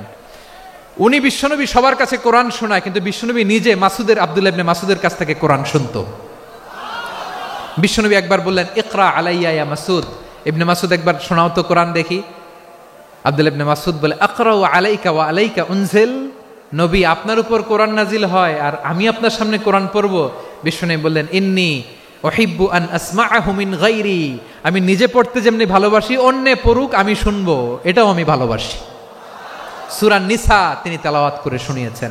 এমন সূক্ষ্ম সূক্ষ্ম বিষয় বিশ্বনবী উনাকে ধরিয়ে দিয়েছেন। উনি হয়ে গিয়েছেন আব্দুল্লাহ ইবনে আব্বাস, হয়েছেন রাইসুল মুফাসসিরিন, উনি হয়ে গিয়েছেন ফাকিহুল উম্মাহ। ওনার চাইতে বড় ফকি এই পৃথিবী আর দেখবে না। চিল্লায় বলেন সুবহানাল্লাহ। উনি বলতেন, ওয়াল্লাহি ইল্লাযী লা ইলাহা গায়রু মা উনজিলাত সূরাতুন ইল্লা ওয়া আনা আ'লামু আইনা উনজিলাত ওয়া ফিমা উনজিলাত। বিশ্বনবী এমন ভাবে কোরআনের দার্স আমাকে দিয়েছেন, কোরআনে যত সূরা নাজিল হয়েছে, যেখানে নাজিল হোক না কেন আমি জানি এটা কোথায় নাজিল হয়েছে এবং কোন প্রেক্ষাপটে নাজিল হয়েছে। এমন একটা সূরা নাই যে সূরার কোথায় নাজিল হয়েছে আমি মাসুদের জানা নাই, কোন প্রেক্ষাপটে নাজিল হয়েছে আমার জানা নাই। এরকম ঘটবে না। চিল্লায় বলেন আল্লাহু আকবার। এই আব্দুল্লাহ ইবনে মাসউদ রাদিয়াল্লাহু তাআলা আনহু ওমর ফারুকের সময় কুফার চিফ জাস্টিস ছিলেন। কুফা নগরীর চিফ জাস্টিস। চিফ জাস্টিস বুঝেন নাই? বিচারপতি। কি ছিলেন? সবাই বলে নাই, কি ছিলেন? বিচারপতি ছিলেন। এবং ওনার যে ফিকহি জ্ঞানের ধারা, এটাই আলকামা, ইব্রাহিম আন-নাখাই, হাম্মাদ ইবনে সুলাইমান হয়ে ইমাম আবু হানিফা পর্যন্ত পৌঁছেছে। এবং ওনার ফিকহি জ্ঞানের ধারাই হানাফি মাযহাবে অ্যাকসেপ্ট হয়েছে। আজও এগুলো হানাফি মাযহাবে চর্চিত হয়। হানাফি মাযহাবের সব ফিক আব্দুল্লাহ ইবনে মাসউদের ফিকহি জ্ঞানের ধারা থেকে নেওয়া হয়েছে। চিল্লায় পড়েন সুবহানাল্লাহ। তাহলে উনাকে বিশ্বনবী বানিয়েছেন জুরিস্ট, আইনবিদ, ফকিহ। উনারে আজান শিখান নাই। হিউম্যান রিসোর্স ডেভেলপমেন্ট কিভাবে করবেন, মানব সম্পদের উন্নয়ন কিভাবে করতে হয়, কিভাবে যার যেখানে প্রতিভা কাজে লাগাতে হয় উনি দেখিয়েছেন। সুবহানাল্লাহ পড়বেন না? খালিদ বিন ওয়ালিদ কি ছিলেন? বীর যোদ্ধা। কিন্তু তিনি ইসলাম ধর্ম গ্রহণ করেছেন অনেক দেরিতে, 8ম হিজরিতে। তার মানে 8ম হিজরির আগে উনি মুশরিকদের পক্ষে লড়াই করেছেন। ওনার হাতে কত মুসলিম সাহাবী যে নিহত হয়েছে হিসাব নাই। বিশ্বনবী টার্গেট করে রাখছে, তুমি আমাদের মুসলিমদের এত ক্ষতি করলা, তুমি যখন মুসলমান হবা তোমারে দিয়ে আমি এমন কাম করামু যে এটা আর কেউ করতে পারবে না। খালিদ বিন ওয়ালিদ রাদিয়াল্লাহু তাআলা আনহু 8ম হিজরিতে মুসলিম হয়েছেন, মক্কা বিজয়ের আগে। তো মক্কা বিজয়ের আগে যখন মুসলিম হয়েছেন, এর আগে কি করছেন? কাফিরদের সাথে যুদ্ধ করেছেন। উনি উহুদের যুদ্ধে মুসলমানদের যে পরাজয় ভাব, কঠিন পরিস্থিতির মুখোমুখি উনার কারণে পেছন থেকে এমন আতর্কিত আক্রমণ করেছেন, মুসলমানদেরকে কচুকাটা করেছেন। 8ম হিজরিতে আল্লাহ তাআলা হেদায়েতের নূর দিয়ে ওনার হৃদয়টাকে উজালা করে দিলেন। লা ইলাহা এটা এমন বাণী যার হৃদয়ে একবার টাচ খাবে, এইটা থেকে সে আর পালিয়ে বেড়াতে পারে। ঝিনুকের ভেতর লুকিয়ে থাকে যেমন মতি, ঝিনুকের ভেতর লুকিয়ে থাকে যেমন মতি, কলমা শাহাদাতে আছে আল্লাহর জ্যোতি, কলমা শাহাদাতে আছে আল্লাহর জ্যোতি। ঠিক কিনা বলেন? মক্কা বিজয়ের আগে মুসলিম হলেন, হওয়ার পরেই বিশ্বনবীর টার্গেট ফুলফিল হলো। ওই যে টার্গেট করে রেখেছেন আর দোয়া করেছেন, খালিদ বিন ওয়ালিদ যদি মুসলিম হয় তাকে আমি মিলিটারি চিফ বানাবো। ওনাকে আজান শিখান নাই, ওনারে কান ধইরা নামাজের এই মাথা থেকে ওই মাথা আনান নাই, ফিকহি কোরআনের সূক্ষ্ম তাফসীর ওনারে শিখান নাই, অ্যাম্বাসেডর বানান নাই। বিষ্ণু ইসলাম উনাকে সামরিক অভিযানে প্রেরণ করেছেন। সামরিক অভিযানে তিনি প্রেরণ করেছেন। উনার জীবদ্দশায় উনার নেতৃত্বে যতগুলো যুদ্ধ হয়েছে, একটা যুদ্ধেও তিনি পরাজয় বরণ করেন নাই। ওমরে ফারুকের সময়কালে তিনি চিফ অফ মুসলিম মিলিটারি, মানে মুসলিম সেনাপতি হয়েছেন। তাহলে কিভাবে হিউম্যান রিসোর্স ব্যবহার করতে হয় গোটা বিশ্ব আমার নবীর কাছ থেকে শিখে নাও। খালিদ বিন ওয়ালিদ, ওনাকে বিশ্বনবী একটা উপাধি দিয়েছেন, উপাধিটা হচ্ছে সাইফুল্লাহিল মাসলুল, আল্লাহর নাঙ্গা তরবারি, আল্লাহর খোলা তরবারি, দ্য ওপেন সোর্ড অফ আল্লাহ। খালিদ বিন ওয়ালিদ মুসলিম সেনাপতি। হাসান বিন সাবেত রাসূলের সভা কবি, কালচারাল হিজিমনিকে ডিফিট করার জন্য। উনি ভালো অস্ত্র চালানো জানতেন না, ওই কাজে উনি যেতেন না। ওনার ছিল কাব্য প্রতিভা। কাফিররা কবিতা দিয়ে নবীকে গালি দিত, বিশ্বনবী বলতেন, ইয়া হাসান আজিব আন রাসূলিল্লাহ, তুমি নবীর হয়ে কাফেরদের এই কথাগুলোর জবাব দাও। বিশ্বনবীর একটা মিম্বার ছিল, বিশ্বনবীর মিম্বারের পাশাপাশি মসজিদে নববীতে এই হাসান বিন সাবেতের জন্য বিশ্বনবী একটা স্পেশাল মিম্বার বানিয়ে দিয়েছেন। এখান থেকে তুমি জবাব দাও। এবং বিশ্বনবী বলেছেন, আল্লাহুম্মা আইয়িদহু বিরূহিল কুদুস, আল্লাহ হাসান আমার পক্ষে জবাব দেয়, তুমি জিব্রাইল মারফত তাকে সাহায্য পাঠাইয়া দিও। রাসূল সাল্লাল্লাহু আলাইহি ইসলামের সভা কবি, the poet of the prophet, নবীর কবি। উনি কবিতা দিয়ে এমন উচ্চাঙ্গের ভাষায় কবিতা দিয়ে তিনি জবাব দিতেন, কাফিরদের গা শিহরে যেত, তাদের হৃদয়ে আগুন ধরে যেত। তাহলে এরকম কবিরও দরকার আছে না নাই? এখন যাকে আল্লাহ দিছে কাব্য প্রতিভা, এরা যদি আপনি যুদ্ধের ময়দানে পাঠান হবে? যারে দিছে সুরেলা গলা, এরা যদি অ্যাম্বাসেডর বানান হবে না। হাসান বিন সাবেত ছিলেন বিষ্ণু সাল্লাল্লাহু আলাইহি ওয়াসাল্লামের কবি। হুযায়ফা ইবনুল ইয়ামান বিশ্বনবীর গোয়েন্দা বিভাগের প্রধান। কিসের প্রধান? হুযায়ফা ইবনুল ইয়ামান। ওনার ছিল ডিটেকটিভ মাইন্ড, গোয়েন্দা বিভাগের প্রধান। এবং উনি হচ্ছেন সাহিবু সিররি রাসূলিল্লাহ, রাসূল সাল্লাল্লাহু আলাইহি ওয়াসাল্লামের গোপন তথ্যের ধারক বাহক। নবীর যেই কথা কেউ জানে না, সব হুযায়ফার পেটের ভিতরে ছিল। সুবহানাল্লাহ পড়েন। মদিনার যত ইহুদিদের একটা লিস্ট ছিল, এই লিস্ট শুধু দুইজন জানতো, বিশ্বনবী আর হুযায়ফা। গোয়েন্দা বিভাগের হেড ছিল। খন্দকের যুদ্ধে প্রচন্ড আজকের মতো শৈত্য প্রবাহ, মাটি খনন করতে করতে সাহাবীদের পেটে ক্ষুধা নাই, দাঁড়াইতে পারে না নামাজের জন্য, এত ক্লান্ত, ক্লান্ত শ্রান্ত। বিশ্বনবী বললেন, কে আছো? এই কঠিন শীত, এই ভয় আর ক্ষুধার মধ্যেও খন্দকের পরীক্ষার টপকে শত্রু শিবিরে যে আমাকে তথ্য দিবা, কে আছো? কারো গায়ে শক্তিই নাই যে দাঁড়াবে, কেউ দাঁড়ায় না। বিশ্বনবী তখন নিজে হুযায়ফাকে ডাক দিলেন, হুযায়ফা, যে আমাকে আজকে শত্রু শিবিরের তথ্য এনে দিবে, সে জান্নাতে আমার মোরাফাকা, আমার সঙ্গী হবে। হুযায়ফা রাদিয়াল্লাহু ইবনুল ইয়ামান জীবনের ঝুঁকি নিয়ে এই ক্ষুধা, শৈত্য প্রবাহ, কোল্ড ওয়েভসকে উপেক্ষা করে পরীক্ষা টপকে শত্রু শিবিরে যে সবার কথাগুলো চুপে চুপে শুনে বিশ্বনবীর দরবারে এসে গোয়েন্দাদের মতো তথ্য সরবরাহ করেছে। বিশ্বনবীর গোয়েন্দা বিভাগের প্রধান হুযায়ফা ইবনুল ইয়ামান ইন্টেলিজেন্স বিভাগ চালাতেন। মুনাফিকদের নাম ওনার কাছে ছিল। মুআয ইবনে জাবাল মদিনা রাষ্ট্রের সবচেয়ে সিনিয়র আমলা ছিলেন। আমলাতন্ত্র চিনেন তো? প্রশাসনিক কাজ যারা চালায়, অ্যাডমিনিস্ট্রেশন বোঝেন না? The department of administration. মদিনার রাষ্ট্রের সিনিয়র আমলা মুআয ইবনে জাবাল মুতাখাসসিসুন ফিল হালাল ওয়াল হারাম, হালাল হারামের স্পেশালিস্ট ছিলেন। বিশ্বনবী উনাকে ইয়ামানের গভর্নর করে পাঠাইছেন। বলেছেন, ইন্নাকা তা'তি কওমান আহলা কিতাব, এমন গোষ্ঠীর কাছে যাবা এরা ইহুদি নাসারা, আগে শাহাদা পড়লে এরপরে নামাজের দাওয়াত দিও, নামাজ পড়লে যাকাতের দাওয়াত দিও। গভর্নরের অ্যাটিটিউড যেমন থাকে তেমন অ্যাটিটিউড ধরে রেখো। সুবহানাল্লাহ পড়েন। তাহলে মুআয ইবনে জাবালকে দিয়ে বিশ্বনবী কবিতা লেখায় নাই, চিঠি লেখায় নাই, আজান দেওয়ায় নাই। সুবহানাল্লাহ পড়বেন না? সব শেষ সাহাবী বলি আবু হুরায়রা রাদিয়াল্লাহু তাআলা আনহু, বিড়ালের বাবা, কি করতেন? খালি হাদিস মুখস্থ করতেন। উনি বলতেন, আলজামু রাসূলুল্লাহ আলা মিল ইবাতনি, আমার শুধু পেটের ক্ষুধার বন্দোবস্ত হইলে আমি নবীর সঙ্গ ছাড়তাম না।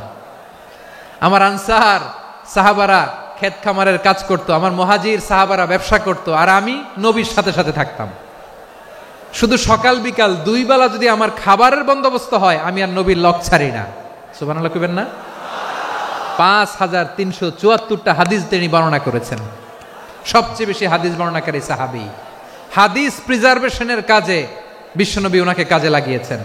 উনি একদিন বলেন, ইয়া রাসূলুল্লাহ আসমাউ মিনকা কাসীরান ফালা আহফাজু, নবী অনেক কথা শুনি আমার মনে থাকে না। বিষ্ণু বললেন, তাই? উবসুত রিদাক, তোমার চাদরটা বিছাও। আবু হুরায়রা বিছালেন, বিশ্বনবী হাত বুলায় দিলেন, এরপরে অনেক হাদিস বর্ণনা করলেন। আবু হুরায়রা বলে, তারপর থেকে বিশ্বনবী যাই বর্ণনা করে আমি শুনি আর একটাও বলি না এখন। সুবহানাল্লাহ। বিশ্বনবী ওনাকে হাদিস প্রিজার্ভেশন, নবীর এই যে লক্ষ্য হাদিস প্রিজার্ভেশনের এই দায়িত্ব দিয়েছেন সাইয়েদনা আবু হুরায়রা রাদিয়াল্লাহু তাআলা আনহুকে। প্রিয় ভাইরা, তাহলে 10 জন সাহাবীর কথা যে বললাম, আপনারা কি খেয়াল করেছেন কত বড় ট্যালেন্ট হান্টার, চৌকস ট্যালেন্ট হান্টার ছিল আমার নবী। এক একজনের এক এক ট্যালেন্ট, এক এক কাজে অ্যাসাইন করেছেন, এক একজনকে এক এক দায়িত্ব দিয়েছেন, এক একজনের প্রতিভাকে এক একভাবে বিকশিত হওয়ার সুযোগ দিয়েছেন। আওয়াজ করে বলেন ঠিক কি না? এখন আমার পর্দার আড়ালে আমার মায়েরা বলবে, এতগুলো পুরুষ সাহাবীর কথা বললো, নারী সাহাবীরা কি কিছু করে নাই? হ্যাঁ, একজন নারী সাহাবীর কথা বলে মোনাজাত হবে, দোয়া ছাড়া কেউ যাব না। রুফাইদা আল আসলামিয়া রাদিয়াল্লাহু তাআলা আনহা, ওনার বাবার নাম সাআদ আল আসলামি। বিশ্বনবী কি খেয়াল করলেন দেখেন, সাআদ ছিল মদিনার বড় ডাক্তার। এই নারী সাহাবী রুফাইদা বাবার কাছ থেকে চিকিৎসা বিদ্যা শিখেছেন। যখন শিখছে, বিশ্বনবী দেখলেন আমার তো প্রতি সপ্তাহে সপ্তাহে যুদ্ধে আহত সাহাবীদের সেবা দিবে কে? বিশ্বনবী রুফাইদাকে বললেন, রুফাইদা তুমি মসজিদে নববীর পাশে একটা মেডিকেল ক্যাম্প করো। এই যে সাকিনা আদ্দিন মেডিকেলের আমার ছাত্রী বন্ধুরা, শুনে রাখো, তোমাদের আইকন হচ্ছে রুফাইদা আল আসলামিয়া। বিশ্বনবীর ডিরেকশন অনুযায়ী তিনি মসজিদে নববীর পাশে একটা মেডিকেল ক্যাম্প করলেন এবং আহত সাহাবাদের চিকিৎসা উনি ওনার টিম নিয়ে দিতেন। বিশ্বনবীর পরামর্শে উনি আনসারি এবং মুহাজির মহিলা সাহাবীদেরকে নিয়ে একটা স্পেশাল মেডিকেল টিম গঠন করলেন। খায়বার যুদ্ধে 7ম হিজরিতে যখন বিশ্বনবী যায়, উনি ওনার টিম নিয়ে আসলেন, বললেন, ইয়া রাসূলুল্লাহ, আমরা তো তলোয়ার চালাতে পারি না, আমরা তো তীর মারতে পারি না, আপনি যদি অনুমতি দেন খায়বার অভিযানে আমি আমার টিম নিয়ে মেডিকেল টিমের সেবাটা সার্ভিসটা দিতে চাই। পড়েন সুবহানাল্লাহ। বিশ্বনবী অনুমতি দিলেন, যোদ্ধা সাহাবীদের সাথে রুফাইদা আল আসলামিয়া উনিও মেডিকেল টিম নিয়ে অগ্রসর হলেন। খায়বারের প্রতিটা আহত ইনজুর্ড সাহাবী যারা ইনজুরির শিকার হয়েছেন, সবাই রুফাইদা আল আসলামিয়ার এই মেডিকেল ক্যাম্প থেকে চিকিৎসা সহায়তা পেয়েছেন। সুবহানাল্লাহ পড়েন। দেখেন কিভাবে বিশ্বনবী ট্যালেন্ট বাছাই করতেন। আপনি অবাক হবেন, বাহরাইনের মেডিকেল ইউনিভার্সিটিতে রুফাইদা আল আসলামিয়া মেডিকেল প্রাইজ অ্যাওয়ার্ড প্রতি বছর দেয়া হয়। যদি 8 দিনের এই মেডিকেল, আমার বোনেরা যদি জেনে থাকো জানো, না হলে নতুন করে জানো, সার্চ দিও, রুফাইদা আল আসলামিয়া মেডিকেল অ্যাওয়ার্ড বাহরাইনের ইউনিভার্সিটিতে দেয়া হয়। প্রিয় ভাইয়েরা, তাহলে আলোচনার সামারি আমরা করি। বিশ্বনবী যেভাবে হিউম্যান রিসোর্সকে ম্যানেজ করেছেন, যার যেখানে প্রতিভা কাজে লাগিয়েছেন, আমরাও যদি করি আমাদের বাংলাদেশের চিত্র আমরা পাল্টে যেতে পারবো। আমরা শুরুতে শুনেছি মানুষের আছে অসীম সম্ভাবনা, প্রতিটা মানুষ অনন্য, যত্ন নিলে, যথাযথ পরিচর্যা করলে মানুষ বিশ্ব জয় করতে পারে, ঠিক কিনা? আমাদের হাফেজে কোরআনের সামনে দাঁড়াতে পারে এমন কোন হাফেজে কোরআন আল্লাহর জমিনে জন্ম হয় নাই। গোটা বিশ্ব কাঁপিয়ে তারা সেরা, আমাদের ক্রিকেটাররা সেরা, আমাদের তৈরি পোশাক শিল্প সেরা, এরকম অনেক অনেক সেরা জিনিস আছে, আমরা এগুলোরে নার্চারিং করতে পারি নাই, পরিচর্যা করতে পারি নাই, সঠিক তারবিয়াতের অভাব। তাহলে মানুষের অসীম সম্ভাবনাকে কাজে লাগাতে হবে, ঠিক কিনা বলেন?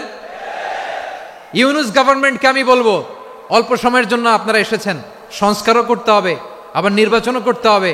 সব সংস্কার হতে করতে পারবেন না, যতটুকু পারবেন এর মধ্যে আমাদের যে হিউজ ম্যান পাওয়ার, আমাদের যে মানব সম্পদ, হিউম্যান রিসোর্স, এটাকে ডেভেলপ করে আপনাদের যেতে হবে। যেটা পারবেন না সেটাকে পরবর্তী নির্বাচিত গভর্নমেন্টের কাছে রেখে যেতে হবে, যে তারা যেন করে, তাদের কাছে আপনারা এটা রেখে যাবেন। তাহলে মানুষ চাইলে বিশ্ব জয় করতে পারে, আর মানুষকে হারাতে পারে কেউ? আল্লাহ আমাদেরকে জনসংখ্যা দিয়েছেন প্রিয় ভাইয়েরা, এই জনসংখ্যা অনেক বড় সম্পদ, এটা আমাদের জন্য অভিশাপ নয়, আশীর্বাদ। আমাদের জনসংখ্যাকে যদি আমরা জনশক্তিতে রূপান্তর করতে পারি, আজকে বাংলাদেশ যে অবস্থানে দাঁড়িয়ে আছে, বাংলাদেশ তার 20 গুণ উন্নতির শিখরে চলে যাবে। চিল্লায় বলো ঠিক কিনা? আমাদের শ্রমিক ভাইয়েরা বাইরে কাজ করে, আমাদের শ্রমজীবী ভাইয়েরা, প্রবাসীরা, তাদের ব্যাপারে গুরুত্ব দিতে হবে। আমাদের শ্রমের দাম সবচেয়ে কম, সবচেয়ে কম। তারা এম্বাসিতে গুরুত্ব পায় না, এয়ারপোর্টে গুরুত্ব পায় না, এই সরকার অবশ্য তাদেরকে অনেক গুরুত্ব দিচ্ছে। আমাদের অদক্ষ শ্রমিককে যখন আমরা দুবাই পাঠাই, অল্প বেতন পায়, কিন্তু ইন্ডিয়ানরা দক্ষ শ্রমিক পাঠাইলে তার 3 গুণ বেতন পায়। আমরা আমাদের শ্রমিকদেরকে অদক্ষ ভাবে আর পাঠাতে চাই না, দক্ষ শ্রমিক পাঠিয়ে আমরা রেমিটেন্সের বন্যা বইয়ে দেব। তাদেরকে সবচেয়ে গুরুত্ব দিতে হবে। আমরা পেয়েছি ফ্রিডম ফাইটার, মুক্তিযোদ্ধা, আর আমার প্রবাসী ভাইরা হচ্ছে রেমিটেন্স ফাইটার। জোরে বলো ঠিক কিনা? তাহলে আমাদের এই জনশক্তিকে জনসম্পদে ট্রান্সফর্ম করতে হবে। সরকার জনগণকে এভাবে পলিশ করতে হবে। মা বাবারা ছেলে মেয়েদের মধ্যে কার কোন যোগ্যতা তাকে ওইভাবে কাজে লাগাতে হবে। সবার এ প্লাস পাওয়ার কোনো দরকার নাই। আমাদের দেশে একটা টেন্ডেন্সি আছে, পরীক্ষায় এ প্লাস না পাইলে কই তুই কি করলি, পাশের বাড়ির ছেলে এ প্লাস পাইছে, যা ওর পা ধোয়া পানি খা। খাওয়া নাই, এগুলার খাওয়া নাই। ওরে আল্লাহ এ প্লাস পাওয়ার জন্য বানাইছে, আর আপনার ছেলেকে এই এ প্লাস গুলারে নিয়ন্ত্রণ করার জন্য আল্লাহ বানাইছে। ওকে দিয়ে আল্লাহ কি করবে আপনি জানেনই না। একটা এ প্লাস, একটা এ গ্রেড একটা মানুষের জীবনকে ঠিক করে দিতে পারে না। আপনার ছেলেকে আল্লাহ অন্যদিকে যোগ্যতা দিয়েছে, ওদের মনোবল ভাঙবেন না, খবরদার। যাকে দিয়ে যেটা হবে তাকে দিয়ে সেটা করতে হবে, তার প্রতিভাকে সেভাবে কাজে লাগাতে হবে। তাহলে আমাদের এই জনসংখ্যা জনসম্পদে রূপান্তরিত হবে। আমাদের সরকারের তত্ত্বাবধানে আমাদের 18 কোটি জনগণ দক্ষ জনশক্তিতে রূপান্তরিত হোক, আমরা চাই কি চাই না? আমরা ভালো মানুষ, শ্রেষ্ঠ মানুষ হতে চাই কি চাই না? ওই জাপানিজদের মতো সৎ, ওই ইউরোপিয়ানদের মতো কালচার্ড। আমাদেরকে আল্লাহ তাআলা কোরআন সুন্নাহ অনেক কিছু দিয়েছেন, যেহেতু বর্তমানে আমরা দেখছি তারা সৎ, তাদের মধ্যে ভ্যালিউ আছে, সেগুলো আমাদের মধ্যে আনার দরকার আছে না নাই? আর ইসলাম দিয়ে আমাদের জীবনকে সাজাতে হবে, ইসলাম দিয়ে আমার পরিবারকে সাজাতে হবে। ইসলাম থেকে, কোরআন থেকে প্রেসক্রিপশন না নিলে জীবন সুন্দর হবে না। কোরআন থেকে প্রেসক্রিপশন না নিলে সমাজ সুন্দর হবে না। কোরআনের প্রেসক্রিপশন না মানলে রাষ্ট্র সুন্দর হবে না। কোরআনের প্রেসক্রিপশন অ্যাপ্লাই না করলে শুধু দুর্নীতি দমন কমিশন দিয়ে দুর্নীতি বন্ধ করা যাবে না। এজন্য কোরআনের আইন আমরা চাই কি চাই না? প্রিয় ভাইয়েরা, হিউম্যান রিসোর্স ডেভেলপমেন্ট, মানব সম্পদের উন্নয়ন, আমাদের সরকার যেন এদিকে নজর দেয়। আমরা যেন এই ব্যাপারে যত্নবান হয়ে উঠি। যাকে আল্লাহ যে যোগ্যতা দিয়েছে, এই যোগ্যতা দিয়ে আমরা যেন ইসলামের জন্য, দেশের জন্য কাজ করি। আমরা যেন আমাদের স্কিল ডেভেলপ করি, আমাদের পটেনশিয়ালকে ডেভেলপ করি। মোরালিটি, ভ্যালিউজ নিয়ে শায়েখ আহমদুল্লাহ আলোচনা করেছেন, এগুলো দিয়ে যেন আমরা আমাদেরকে সাজাই। আল্লাহ তাআলা আমাদের দেশকে তুমি নিরাপদ করো, আমরা পড়ি আমিন। আল্লাহ আমার 18 কোটি জনগণকে তুমি জনশক্তিতে রূপান্তরিত করো, আমিন। আল্লাহ আমরা হাতে হাত রেখে, কাঁধে কাঁধ মিলিয়ে, ভাইয়ে ভাইয়ে যেন এই দেশকে গড়তে পারি, আল্লাহ তুমি তৌফিক দান করো, আমরা পড়ি আমিন। শুন, আমরা আমাদের জনসংখ্যাকে জনসম্পদে ট্রান্সফর্ম করি। আমাদের জনসংখ্যাকে আমরা যেন জনশক্তিতে রূপান্তরিত করি। জনসংখ্যাকে ট্রান্সফর্ম করে জনশক্তি দিয়ে আমরা যেন আগামীর বাংলাদেশ, স্বাধীন বাংলাদেশ 2.0 কে গড়ে তুলি। আল্লাহ তাআলা আমাদের সবাইকে কথাগুলো বোঝার, আমল করার তৌফিক দান করুন।